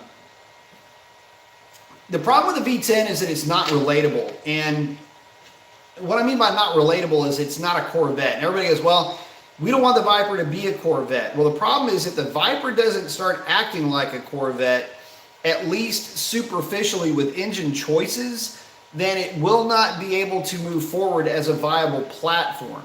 The V10 was simply just too costly to keep producing for a car that was the only platform that utilized that engine and realistically that powertrain for the most part, transmission excluded. But you kind of get the idea where I'm going with that. So the V8 would be awesome. The smart money is that it is coming back, and that it will have a V8, probably a supercharged variety as well. But NA and supercharged is what I have heard. But again, nothing is set in stone. Everything is basically in the planning stages. The other direction to take the car is to not release it as a Viper, because there are a lot of folks that are going to be pretty loyal to that V10, and that the CUDA will then more or less take the place of the Viper, and it would have the V8 variants. So that's, again, there's some things that we're hearing, things that are out there right now, and until something is just for sure, it's going to be tough to call. Doc Diff is asking, what Lambda would you run on boost with those PSI numbers? Well, the Lambda is not going to change. I mean, you're not going to go overly rich. I'd say 0.79 would be where I would start, and just kind of hovered around in there. Just keep in mind that you are on E85, and the richer you run, the more fuel mass you're going to have. So at that point, it's just getting rid of the fuel mass that could potentially be an issue. Again, in the tune, and again, you've got cylinder wash, things like that. I know plenty of guys make tons of horsepower, 1,000 horsepower, whatnot, with that size of engine. That's true, but you just got to be careful about those types of things, from a longevity standpoint. But I would say, 0.79. I'd say 79% of 14.7. And if, depending on your Lambda, I would say, even 79% of, 14.3 would be good too. So a couple of numbers to play around with, just as a fudge factor for you. Let's see. think that crank will take the 700 RPM ranges at the track. I do. It's seen it twice. Fastest pass spinning 1 and 2 and hang rev limiter on 1, 2. Yeah, I know it. So it's tough, man. That's the learning curve. You know, playing with those, you know, playing with the rev limits, playing with the shift points. The problem is you've got to have really good DA and a very well prepped track to really dial it in. Now, the DA part of it, you can kind of skate by with that, but you absolutely have to have a properly prepped track to make that work the way that it should. So Phonics is asking, what would you rather see happen? Dodge make a track focused 392 car to compete with GT350 or Camaro SS1LE, or General Motors make a drag focused car and bring back the Chevelle or Nova? Well, I tell you something, I don't need to see anything from Mopar trying to compete with Mustang or Camaro. The Mustang and Camaro, that's a pretty binary squabble, if you ask me. You know, Mopar does the big American muscle car thing really well. Ford does the overall pony car thing really well. And Camaro does the I want to be Mustang more than Mustang really well. It's that, you know, kind of clingy, no self identity type thing. At least that's the impression that I get from the Camaro. Not that that's a bad thing. I mean, to be more Mustang than Mustang, I mean, Mustang's a very lofty goal to reach. It's just that Camaro tries to get there in a little bit different way. And the reason why I like the Mustang so much is because it is as far removed from the Hellcat and the 392 as you can get, and it still does the same things that those cars do. It does what it does very well. 392 cars are awesome to drive from a dig, from, you know, just a tip-in throttle point of view, from being a muscly car, very torquey, very meaty car. It's fantastic. The Mustang is very refined with its power delivery, by comparison anyway. Does everything at the top of the RPM range, and that's great. A little bit, considerably less torque, good horsepower. What more could you ask for? The problem between those two is that compromise, which is the Camaro. And I would hate to see Mopar do anything that would register as a compromise in that respect. And Jay Poma brings up a fantastic point. The Mustang and Camaro owners don't even track their cars. Most seem to be at the strip for that quarter-mile time. At least that's what I see. I'll actually take that a step farther.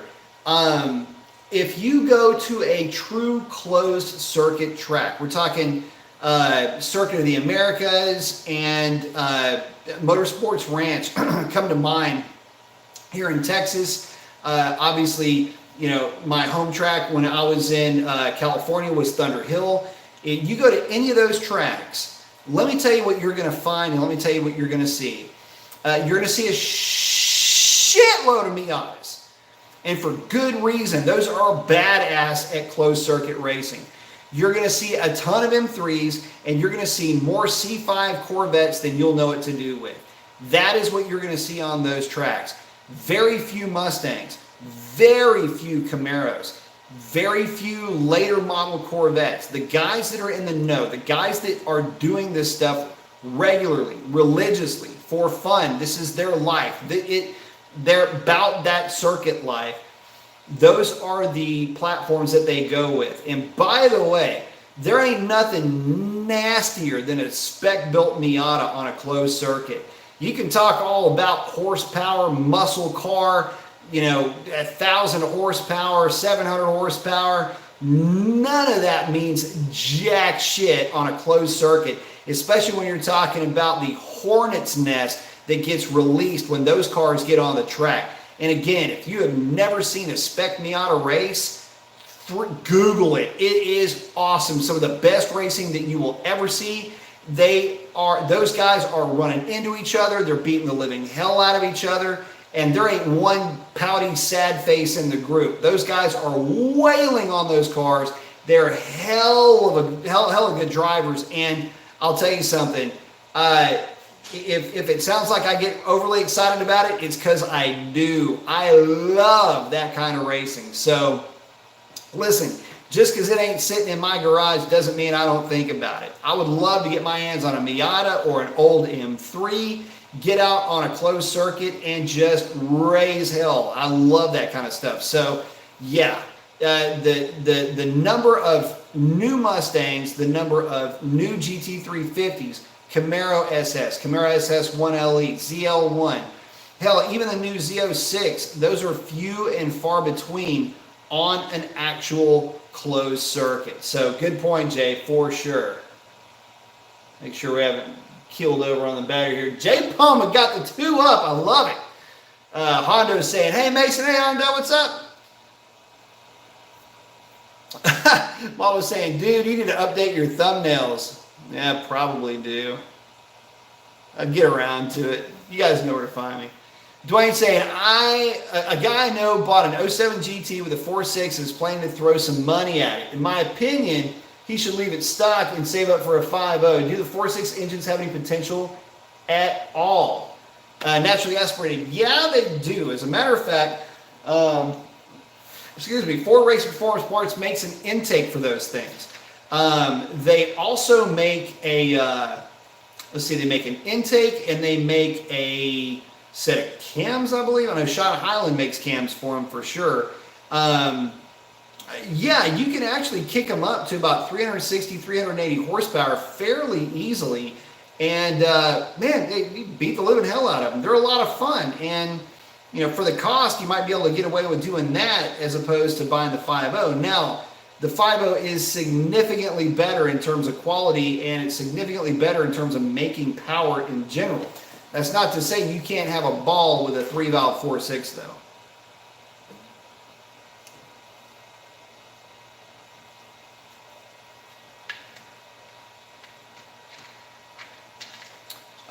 Trying to make this out here. Sergio's saying, I think huge crush on GT500 and Cobra. No happiness in you. Why? Talking about the new GT500. Why I'm not that thrilled with it. Man, Sergio, I've actually beat this to death in a couple of videos. It just, you lose both aspects of what makes a big horsepower car fun. If you like rowing gears and a true visceral driving experience, then you don't have a true manual transmission.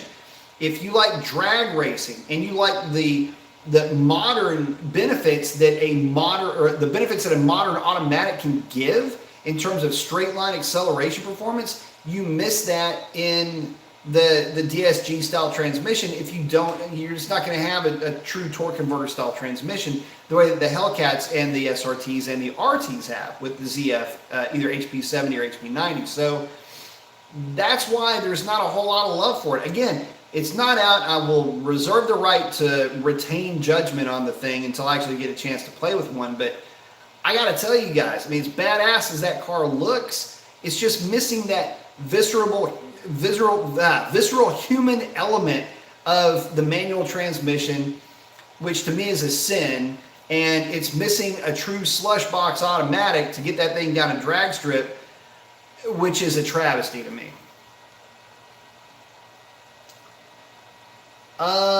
Let's see. Stephen C is saying, is there any way to truly turn off the traction control on the 17 Challenger RT?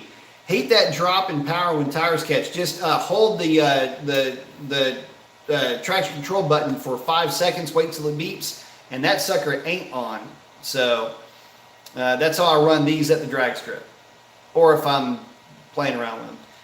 TU is saying, B, we really have become spoiled with these power numbers and ETs. Man, I'm telling you, it's crazy. If you didn't live through the sad era, you know, of the early 80s, at least with new cars from back then, and if you haven't really been a student of really where we've come from, and to realize where we are is a very interesting place.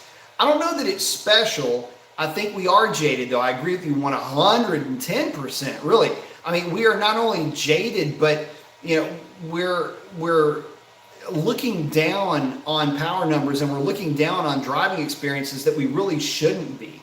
And believe me when I tell you that a 13-second pass in a stage 1 Buick GS is probably more frightening than a 10-second, well, I can tell you it is more frightening than a 10-second pass in a Hellcat. So if you don't know, you don't know. And if you've never driven one, you don't know. If you've never ridden one, you don't know. There's a certain aspect of vehicles back then that had the mechanical sophistication of a riding lawnmower with windshield wipers. I mean, that's really what you were up against back then. And the styling is gorgeous, and they got that nailed. But by today's standards, they're scary as hell because they handle like crap. They don't stop for shit, and they got power that just doesn't have any business in a car that can't stop, doesn't handle, and doesn't have the tire to even put it to the ground. Yet they were still able to get a 13-second quarter mile. Not only was it traction limited, I mean, damn, it's traction limited, surface limited, driver limited. You had to be I'm going to say trained only because, self-trained, or somebody who is at the drag strip often enough to know how to get one of those cars down a drag strip to drive one of those cars on a drag strip. It wasn't something that just anybody could hop in, throw a slick on, and go down the drag strip. And that's even with an automatic. Those cars were sketchy no matter what. So yeah, not only are we jaded, it's kind of a bummer that we can't. It's almost like you're not allowed to appreciate the cool stuff from back in the day in a way, just based on the numbers that we're looking at today. Luke's saying, what do you think of MSD ignition boxes? My boss had one in a 71 Nova and went out one night of having it. Not a big fan. They're actually not bad. And if you know how to bypass one, you can at least get home. I've had 2 of them go bad on me before. One of them actually went bad more or less right out of the box. And another one went bad after about a year and a half. Again, not with much use. It was just a bad unit. The rest of the ones that I've ever installed or used are still running to this day. In fact, the one in my dad's Mustang is still running to this day. And I think I installed that one, it had to be 12 years ago. So, let's see.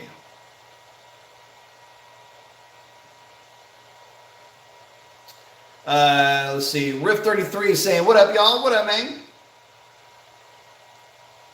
Mr. 76 Aspen saying, thank you. Junior saying, howdy, B. Mason. Howdy, Junior. Let's see. Sean is asking, what was your fast horsepower and torque at the wheels on a 392? I know it was on a Mustang dyno. What would it make on a dyno jet? Saying what was your best horsepower? I would say that it depends on how the dyno was reading that day. I'll put it like this. I averaged right around 420 to 425 to the rear wheels on that Mustang dyno. I had some pulls that were higher than that. I guess, but on average it would put down 420, 425. And on a dyno jet, it would probably make somewhere around 465. Maybe 470-ish on a dyno jet. But I mean, the car was a consistent, strong performer. In fact, in great DA, I went, 1139 with a long string of 1140s. So just kind of give you an idea.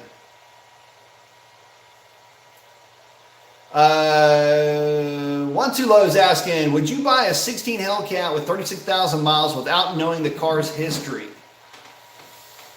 Ooh, that would be tough. That would be real tough. You'd have to have at least oil change history, or if it's a private seller, at least be able to talk to the person about it. I think that there are enough Hellcats that are coming on the market right now to where you really don't have to, you don't have to settle for anything unless you're just getting a smoking deal on that car and it is completely bone stock. I'd say keep looking. You think you can find some really good deals on some very low mileage Hellcats floating around out there. But again, I don't want to discourage the sale or the purchase of the vehicle. I would say just make sure that everything checks out on that vehicle, and if you can, at least get some kind of a maintenance record, some idea about maintenance on that car. You got to remember they're very robust, but you still got to maintain them. Bob Fish saying, I love my 2011 392, but my new 1962 is taking some pain away. I would agree with that. Riff 33 saying, my 2015 Hellcat I just got at 678 on the dyno at sea level. It's actually pretty good on a dyno. I'm assuming that might have a little bit done to it. Typically, just so you know, Riff, on a Mustang dyno, at least at the shop, you're doing good to make 595 with a stock Hellcat. I'm guessing mine would be somewhere around that number too. Zephyr R&D saying, what's up, Professor Mason? Got the fist out. What's up, what's up, Zephyr? Saying, what do you think of a Voodoo 5.2 and Tremec in something like an Indy or other driver's car chassis? Talk about the Miata. The Voodoo would be great. The only problem with Voodoo is it's so freaking wide. Any of the Coyotes are just so hard to package in those cars. You know, I don't want to default to it, but, you know, LS would be good. But take a look at some other 4-cylinders. You can go the turbo route with the stock engine, or, you know, S2000 engine is another swap that I've heard of. I've only seen one, but, you know, it seems to fit. But, LS swap can work. I mean, you messing with an all aluminum block, you know, could do fairly well. I mean, a Coyote would the power output, the way it puts out power would fit the car better, but again, just packaging it. But you know what? Where there's a will, there's a way. And if you can make it work, I think it'd be a riot. Keep it tuned down a little bit, though. I wouldn't try to make a ton of power with it. You wouldn't want to overpower the chassis, but, you know some set of coilovers, flares because they're cool, a little bit wider wheel and tire setup. Set the steering up for a little bit more turn in, a little bit higher anchorman. I think you can actually have a lot of fun with that. Sorry, I just started building a car in my head right there on camera. Dwayne is asking, what would it take to get a Dodge Magnum SRT8 to run high 10s? I would obviously need to boost it. Would the 6.1 need to be built, or would you go Pro Charger or supercharger? Basically, he's asking when I go centrifugal or positive displacement. 10s is going to be a high ask. The NAG 1 is kind of tough to get down the drag strip. It's a little bit less efficient than the 8-speed, but you are going to need, if you really want to do it right, built trans. You're going to want to go with half shafts, a drive shaft, built internals for sure. Stroker is an option at that point once you start going boost, but I would probably go with 2.6 Whipple, or screw it, go with a D1X Pro Charger and put it on E85. That'll get you real close. I mean, Ed saying, AB Mason, can't believe I caught you live. Man, my everything kind of crashed there for a minute, so glad we caught you. Got the thumbs up. He's saying, to WK, saying the BMR lower controllers really help wheel hop. Now the Tri 5Rs just spin and don't add too much road noise. Best $100 item going. No, for sure. It absolutely is. Riff 33. So what's the best thing I can do to my new Hellcat in stock form to take it to the track? You're looking at it.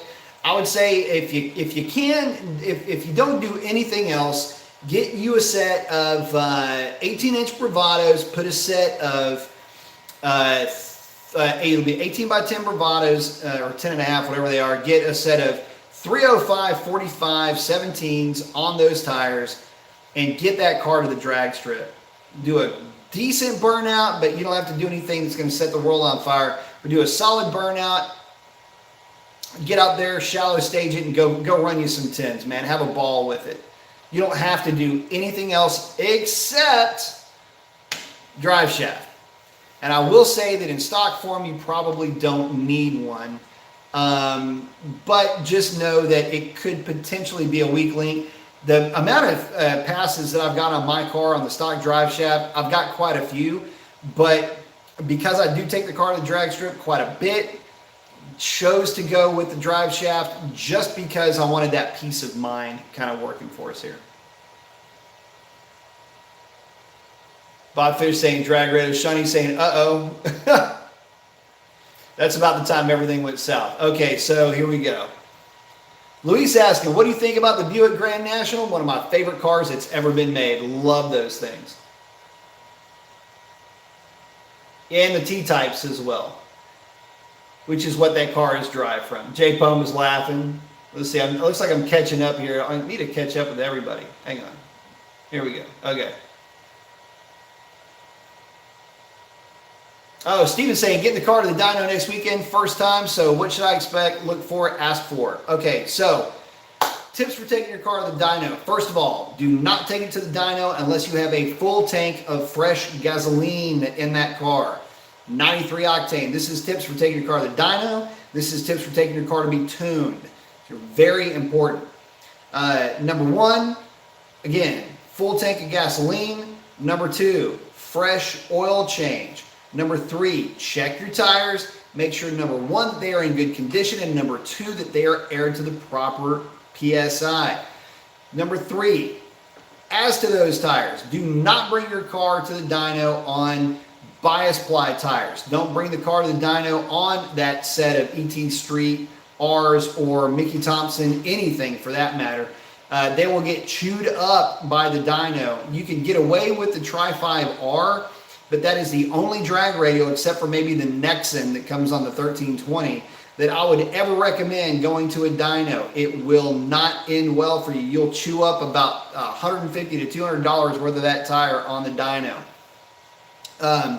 What should you expect? Well, you know, my thing is this. You know, they're going to make the pass in fourth gear, so the number might be skewed a little bit low. If it's a Mustang dyno, it'll for sure be pulled in fourth gear, because a fifth gear pull on a Mustang dyno takes forever for those cars. So it's going to be pulled in fourth gear, and you know, you're looking to make, you know, whatever the car makes, that's what it makes on that particular dyno. I don't really care what the number is, provided that the graph is nice and pretty and consistent.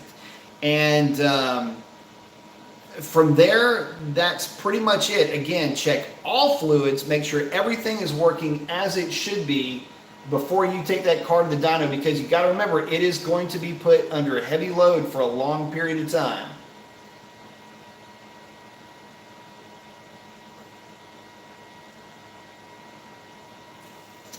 Let's see.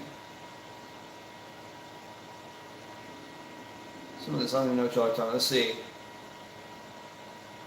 Oh, Chris is asking, have you heard about any rusting issues on earlier model Challengers? Saw they use spray foam on the rockers and quarter panels, causing it to rust from the inside out. That is actually where that is, where he's talking about on the car, is right up underneath here on the car. They use kind of a spray foam in there as a sound deadener. The issue is that water was getting up in there. I think some of them just didn't have enough foam in there, and water was getting in there and getting trapped. So there was an issue early on. That was part of a recall, or at least a pretty significant TSB, and Dodge was taking care of those. But none of the more modern cars or the later cars had that issue. Like the 15 is a non-issue as far as I'm concerned. I haven't seen anything on that. But that's what the issue was. Luke's saying, I've tried looking up the specs on the new Viper, couldn't find anything because there's nothing out. All I got were the 8.3 and 8.4 V10. That's all that is going to be out there. There's not going to be anything on the new Viper because there's not a new Viper. They're still trying to figure out what they're going to use as their Halo car. And again, it's either get the Viper out there and put a car out there that is an actual competitor to the brand of Corvette, not just the platform. You got to remember, it's the brand of Corvette that you're going up against, not just the car itself. And will the Viper do it? The Viper could do it because the Viper name is already established. Cuda, Barracuda, it doesn't matter what kind of fish they name it after. There's very few people that are walking around that'll even know what that means at this stage of the game. So if they do bring the Cuda out or a Cuda out, it's gonna have to be, again, that halo car that competes with Corvette to be a viable platform economically moving forward. Again, they'd still make the Viper if people were buying them, guys. People just weren't buying the thing. That's why they quit making it. Same goes for the Magnum, by the way. Car that I really wish they would bring. Could you imagine Magnum with a Hellcat engine and HP90? I mean, would that not be the sickest? Anyway, I asked, in fact, during that conversation, I asked about the Magnum, and it was, yeah, if people bought them, they'd still make them, which is true pretty much of any of those things. Oh, Quick Brick in the house. What's up, bro? Let me see something. No track time tonight. No track time tonight. Did a battery shootout tonight. So those videos should be up and running. The stock battery went head-to-head with the Archangel in the cooldown feature category, and it wasn't even a race. Archangel came up and just slapped the stock battery all around. It was pretty ugly. So check out the videos. I would suggest watching all of them in their entirety. Click on all the ads, watch them over and over again, have them on a continuous loop. But the one that you're going to want to be at least awake for will be the second one, and that's kind of it'll kind of wrap it up a little bit. And I'm actually going to do a kind of a synopsis over the whole experience too. I started doing that tonight, and we got a little bit carried away, started having fun, and then everything went, radio silent for a minute. So I'm trying to catch up with everybody here, brother. Dana's saying, thanks for the advice on the headers. O2s are at 540 millivolts, and standard wave long-term fuel trim for both bank varies between 5 and +3, or -5 or +5 and +3. I'll double check for leaks. Check it out. Like I say, man, 90% of the time, and again, a higher percentage of that, it was always a leak at the collector, but your trims look like everything's cool. So just check that and go from there. If everything's switching and everything looks fine, possibly a sticking injector. I have seen that, but it's kind of rare. But anyway, it's a good place to start, and it's good to nut and bolt your car anyway, and that's part of what I suggest to anybody that has long tubes. Make sure that you are nut and bolting that exhaust system, and that doesn't mean just get in there and tighten everything for no reason. Have it idling on the ramps. I know it's spooky, but just feel around, make sure you don't have any leaks. If you feel the car, you start getting check engine lights, stuff like that, that's where you're going to want to check first.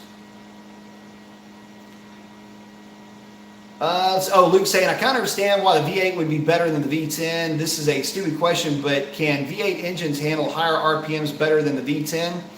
It all depends on how you engineer it. Any engine displacement will handle any RPM, but you've got to remember, and I'm about to nerd out, so everybody start groaning, but so different platforms have different primary and secondary NVH issues that you'll run into. 4-cylinders run into secondary harmonics that are pretty bad once you get them larger in displacement and start really turning up the RPM. Smaller displacement, not so much, but again, larger displacement, the resonance is exponential, so you have issues with that. V10s are really good because their secondary resonance is fairly low, but their primary the first resonance, I think, is what's bad on the V10s. V8s are actually pretty smooth for the most part all the way across the board. I'm not going to try to get too deep into this because I know it can get really boring, but basically it works out like this. Pretty much any engine can be engineered to turn whatever RPM you want it to turn. It can be displacement dependent for some, but for the most part, a modern engine, even with modern metallurgy, you'll be doing good to get over about 8,000 RPM out of either one of them.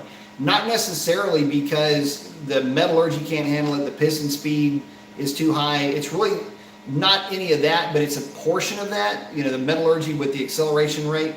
uh, from top dead center to bottom dead center and rinse and repeat.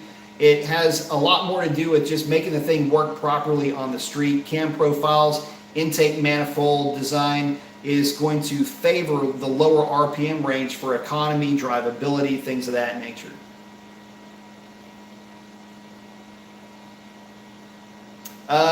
White Knuckles asking, Yo B, what do you think about going with a race bullet muffler when it will it be obnoxious? No, they actually sound really good.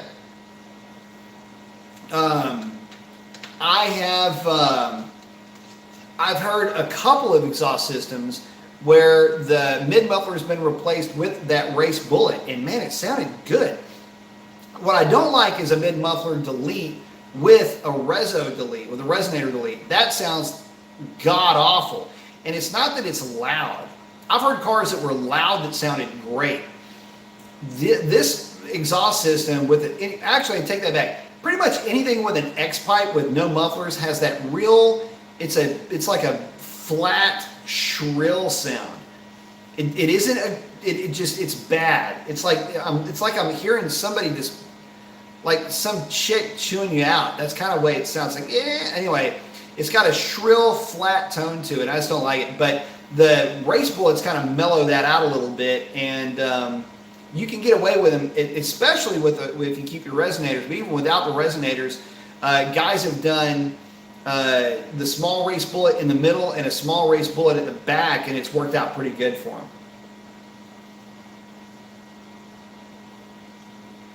Let's see. White Knuckles saying, I like Nerd Out. Yeah, I know. There's some of them that I kind of, there's some live chats where I kind of would like to, get kind of nerd, especially when it comes to cam specifications. That's, between cam specifications and intake manifold runner design. I love that stuff, and kind of wouldn't mind designing. It's getting to the point where I need to partner up with somebody and design an intake manifold for the 6.4s, because I've got a design in my head that would work wonders. It wouldn't have to worry about SRVs anymore, but would work really, I think would work really well. And it's just, I don't understand why the aftermarket's not jumping on it. But then again, it's really hard to improve upon the stock manifold for what it was designed for. Anything I come up with is just going to be to make power on the big end. So, and to work well with a different camshaft. But you are going to lose power down low, which means that the car can be a bit of a turd getting it out of the hole. I don't know. Plus, I don't know if I'd really want the intake that I've got in mind with a camshaft that I've got in mind on a car with a stock rotating assembly, because I'd want to spin that thing to about 7,300, 7,500 RPM minimum. Let's see. Quick break saying, just saw that. We'll catch the Archangel bid for sure. Been at the damn Ranger game where they lost 1-0 in 12 innings. Oh, hashtag miserable bitches. God, dude. Losing 1-0 after 12, man, that is brutal. I say that's brutal, but I'm from Houston where we actually got swept in our first World Series. So, yeah, there's that. J Pump is getting the fist bumped. Quick break. I like it. Oh, good heads up. Himmy Head saying to check out the Vibrant 1794 in the mid muffler position. I have a couple in a box just waiting for install. Heard them on a 392 and made the car sound very healthy. I like that. Quick break checking in with Jay. Let's see. White Knuckle, you need to make your way up to British Columbia. Dude, I would love to. To BC, man. I would love that. I always wanted to go to Canada. Never been. Luke Richardson, God, good point, man. Saying Chevy's putting a 4-cylinder in the 1500. The block is made of aluminum. Aluminum block engines aren't bad, but when they overheat, kiss that thing goodbye. Yeah, so they are putting a 4-cylinder in the 1500. And, okay, so we live in that era now. We live in the era of high boost, small engines. We've seen this coming. We knew this was going to come from a long time ago. Cool that they're doing it with the truck now. And believe me when I tell you, you can engineer small engine, high boost to handle whatever loads you put on the thing. That's not the thing that I have a problem with. The thing that I have a problem with is obviously the longevity, which that's going to get shot down really quickly with the engineering argument. Let's just see how the thing runs and go from there. But you're right. You're asking a lot out of a small displacement engine, and I mean, everything has to be working perfectly in concert, or that thing is going to basically melt and turn into liquid shit. Although, I'll say this. I have high hopes for it, and I have a plan. I think it's going to do pretty well. It's a fairly large four-cylinder at that. Keep that thing fairly low in the RPM range with a very responsive turbo, and you may not even ever notice that you've got a four-cylinder in the thing.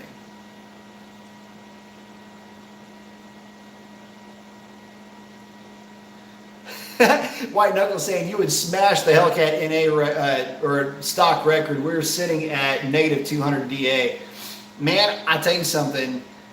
I'm going to need a little bit better than negative 200 to keep up with some of these records that are being set, especially when you consider the fact that a lot of these guys out at ATCO are getting like negative 15, negative 1800 foot DAs. Cheers on that. Let's see. Rob's saying, at least you guys won a World Series. Back on topic. Sorry. That's awesome. So Fox saying, did you see GM in 2020 is going to offer base model 1LT Camaro with the LT1 in it for 34 grand? I think they're getting tired of poor sales. You know, I tell you something, they're getting their clock cleansed right now, especially by comparison. You know, when the Challenger was released, I don't think anybody had any idea that we would still be talking about the Challenger this far after 2008. You know, it's funny too, when you look at the progression of, you know, how that car came to be. We had the Charger, we had the truck, I think we had the Magnum. We had all these other cars leading up to the Challenger. I think Challenger was the last one to be released. You know, Durangos and all the other stuff aside. It still is the only two-door with the Hellcat engine in it. Still the only two-door with the 392, by the way. But again, because it's the only two-door that they got. But the thing is that, you know, it's funny to me when we're talking about sales figures. You know, since 2015, since they redid the interior of these cars, redid the exterior just a tinge, but since they redid the interior of these cars, sales have been steadily strong. And, you know, we're not trying to beat Mustang, because Mustang's got their own game. They have their own demographic that they do very well with, and good on them for it, because it's Mustang. They deserve it. Truly, they deserve it, in that they have earned that place. But when you look at Camaro, and I think there's been quarters where I want to say Challenger had beaten the Camaro by a fairly significant number in a market where you just wouldn't expect that. You know, you got a ton of fleet sales that are Camaros on the rental car circuit. Anyway, long story short, yeah, I think that they are getting sick of getting beat, because it's happening quite a bit here lately. Luke's saying, I would have gone with a 4.3 or 5.3 any day over a four-banger. Absolutely, especially when you consider the complexity of what it takes to make a four-cylinder work in that environment. Joel saying, I would like for the Challenger to be offered in convertible. So would I, and there's some people that agree with you. There is a company that actually makes a convertible conversion, and I believe, I can't remember the name of it, but I believe it would be violent. It's a good looking car. I'm not into convertibles, but I kind of like convertibles just in the general sense of looking at them. But yeah, it'd be cool if they did offer one. I wonder if anybody would buy it. So Fox saying they also redid the front end, got rid of the bow tie on the grill, and moved it up to the grill like before. Wait, what? In the grill and moved it into the grill. I got you, yeah. Let's see. Oh, Hibby Head saying he's seeing a lot more Challengers, Scat Packs, and Kitties in his area over the past few months. Didn't used to see him that much. You know what's funny? not that long ago, I swear to you, every Hellcat and every Scat Pack that was sold in Houston. I remember back in 2016, 2017, I say it like it was a long time ago, but I don't know what happened with sales down here, but sales went nuts, and you would see Scat Packs pretty much all over the place down here, Hellcats all over the place. And you still see quite a few of these. Doc Diff is saying, so tell me, after the next round of upgrades on 28 PSI, what kind of power do you think I'll make on a Mustang locked in 6th? Ah, man. I'm telling you, man, I think you've got high 6s in the bag with that thing at that boost level. You should anyway. High 6s, low 7s. I mean, you're on E85, you got the pump, you got the boost. You got the engine, certainly have the intake. I mean, it'd be tough to say that you wouldn't see a pretty healthy number out of that thing. Somewhere in that range anyway. I mean, I would say, it should be making Hellcat power at least, 595, low 6s at least. It's just hard to say.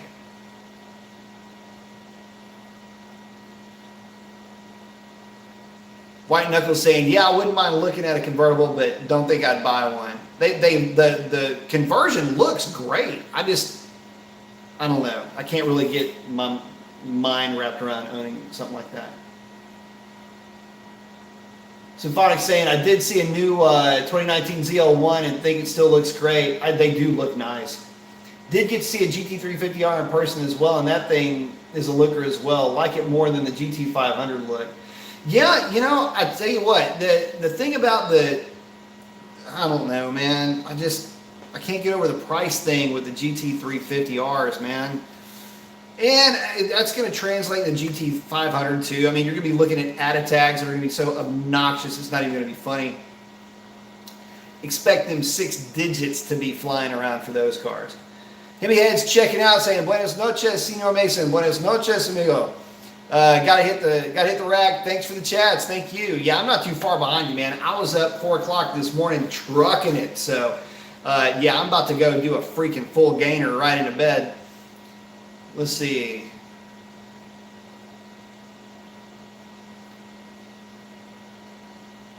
Doc Differential say, it's saying in 28. Talk about 28 pounds of boost, right? I don't know, maybe I'm misunderstanding because I'm at that point where I'm starting to get kind of loopy.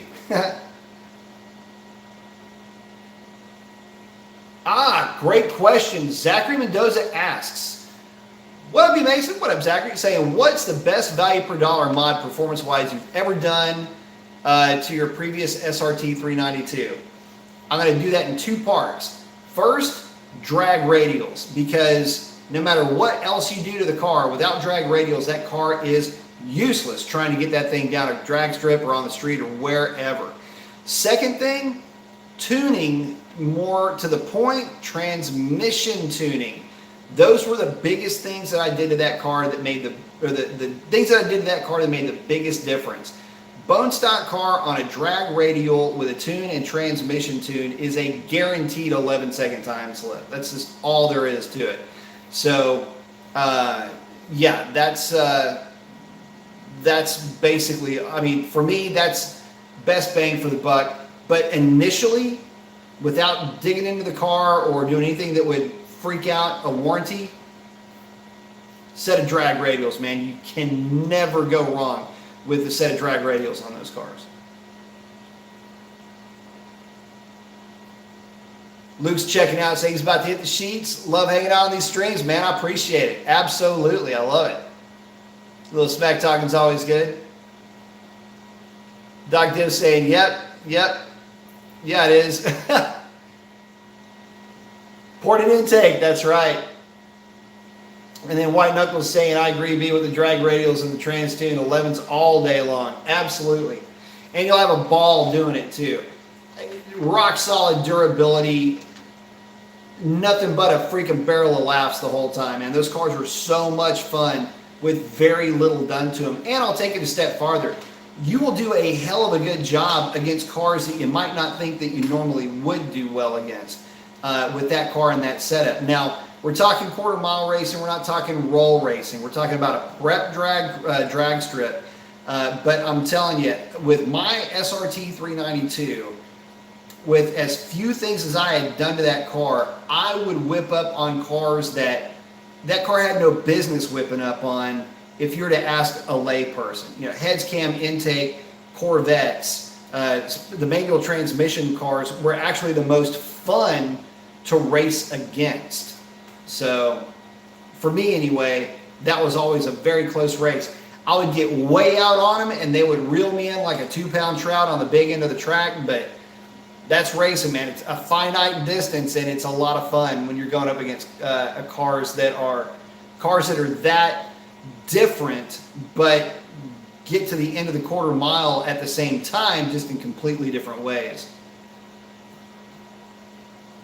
White Knuckle RT asking, do you still port intakes? On a very limited basis now, yes. But again, on a very limited basis.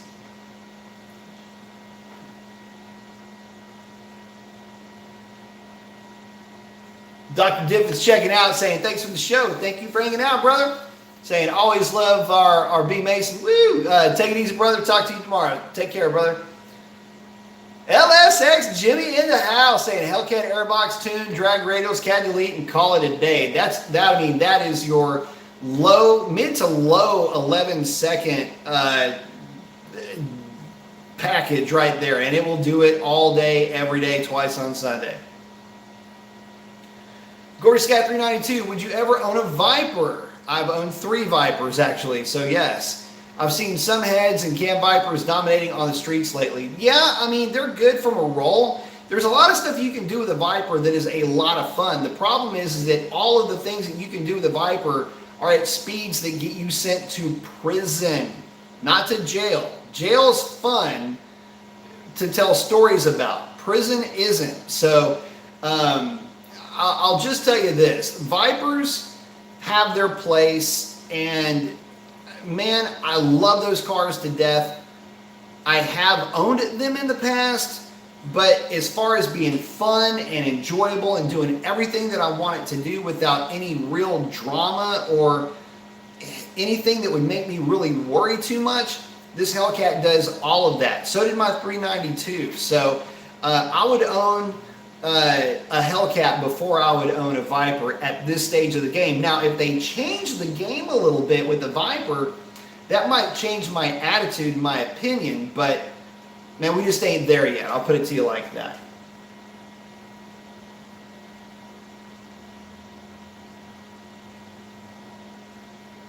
Nathan's asking, what's that beast behind you run at the track? It's run a best of 1047. And it's run actually a string of 1040s and another string of 1050s. And in the conditions we're at right now, it'd probably be doing really good to go low 70s right now. And it's just a stock Hellcat on a drag pack. Bob Fish is asking, okay, what the best drive shaft for a 717 Hellcat? DSS. Wouldn't go any other way right now, man. Stick with what works. Stick with what has been proven. Products that have proven track records, and that's going to be that DSS drive shaft. Doc Diff is saying, if you can hook up, indeed. Pops did consistent 15s. Yeah, it's just so tough to hook them up. 6-speed car, though, too. That's going to take some practice and some tire, by the way. Gordon Scott saying, very true. Bob Fish again. Gordon Scott saying, awesome, man. Let's see. DESRT saying, what up? Got the arm flex. What up? Love it. LSX Jimmy brings up a good point. Says, the way they have structured this war on street racing, it just isn't worth the chance anymore. They will hit you with a felony if the other person wrecks. Very true. Not worth the chance with all these Mustangs. Lord knows they can't avoid crowds. Well, you know what? They're just outgoing, man. They're friendly. The thing is that the other side of street racing, and this is something that just has to be said, the cars today are incredibly fast by comparison to their older from back in the day brethren. You're just dealing with cars that are far and away faster now than what they were back then. You're consuming a lot more real estate in a lot smaller amount of time. It's not the same as it used to be. And with the reality is that there's just not that many people that are good at it anymore. But everybody's gotten away from it, and they're all at the drag strip now because they see the fact that the laws are just not as lax as they used to be. It used to be you could get away with whatever, and it didn't matter. Most of the guys that I knew that got popped didn't really, there wasn't really a consequence other than a ticket. Now they'll impound your car and again send your ass to jail, and it's not cool. So I would say, keep it on the drag strip and you don't have to worry about anything else. Controlled environment.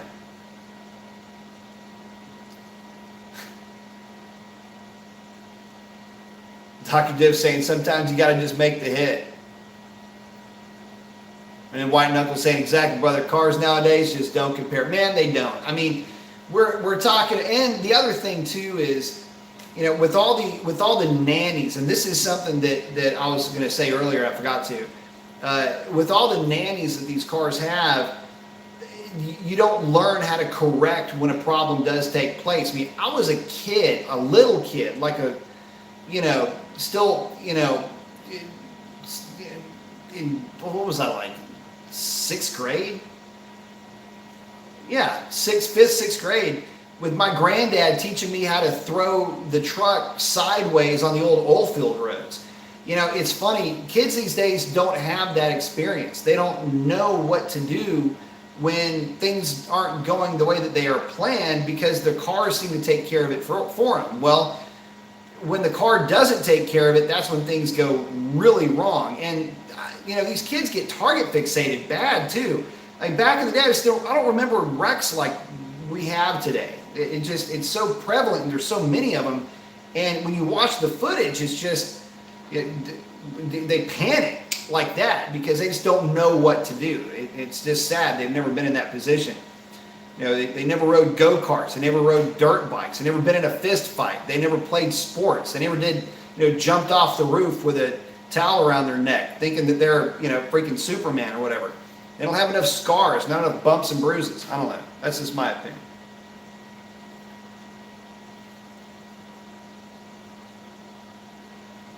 Oh, LXX Jimmy saying absolutely right. Say 100%. 15 years ago, the 405 horse Z06 and 385 Termies were the bad boys on the street. Yeah, they were.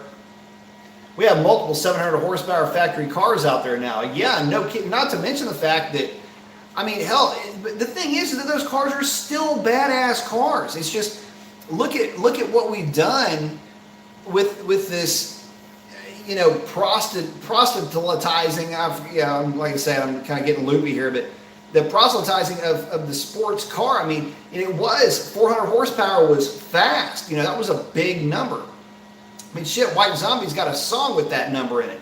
It used to be that was a big deal. And granted, the cars were lighter then, but even taking that out of the equation, we just don't have the skill set isn't there anymore. The cars are doing way too much with the nannies. The power is way too big.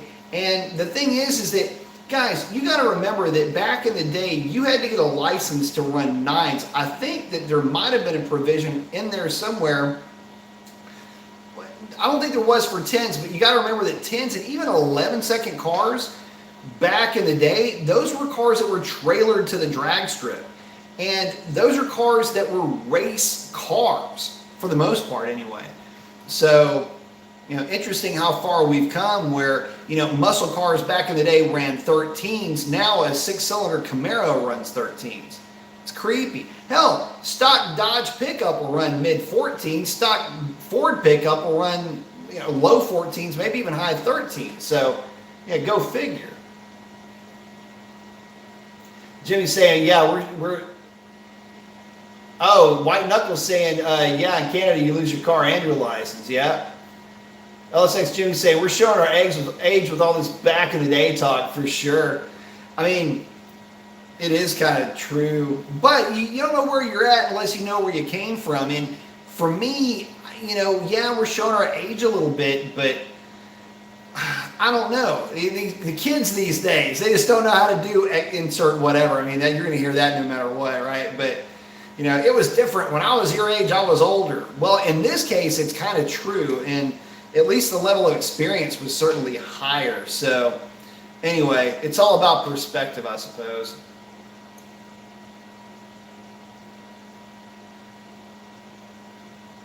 Yeah, saying, yeah, you're right about today's gen. It's sad, very sad. Big Fish, Bob Fish saying, now any idiot can buy 800 horsepower and put it on the street. Very true. Tanzaman saying, I'm pretty impressed with these 1819 Mustang GTs with the A10 auto, man. They're no joke. The trucks aren't any joke either, too, by the way. Well, guys, listen, I am fading quick. I got to check out. DSRT saying seeing kids these days, I'm glad I'm old. Yeah, I know what you mean, man. Grew up in much more fun times. I've got the scars to prove it. So guys, listen, I appreciate y'all hanging out with me tonight. I am gonna check out. If you haven't had a chance to, just can't sleep, check out that battery shootout video. I think y'all like it. I'm gonna post up a video basically kind of giving the highs and lows of that. As well, kind of be the last part of that battery shootout. Don't know when that's coming out, but it'll come out at some point. But aside from that, guys, let me check, make sure I'm not missing anybody.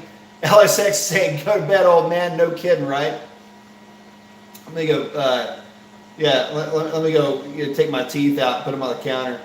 Lightning Blue is saying, "Later, man. Peace out, y'all." Let's see, Trans is hollering, peace out, I like it. Doc Diff, night brother, y'all be going, y'all be good. Peace, bye, y'all. Hey.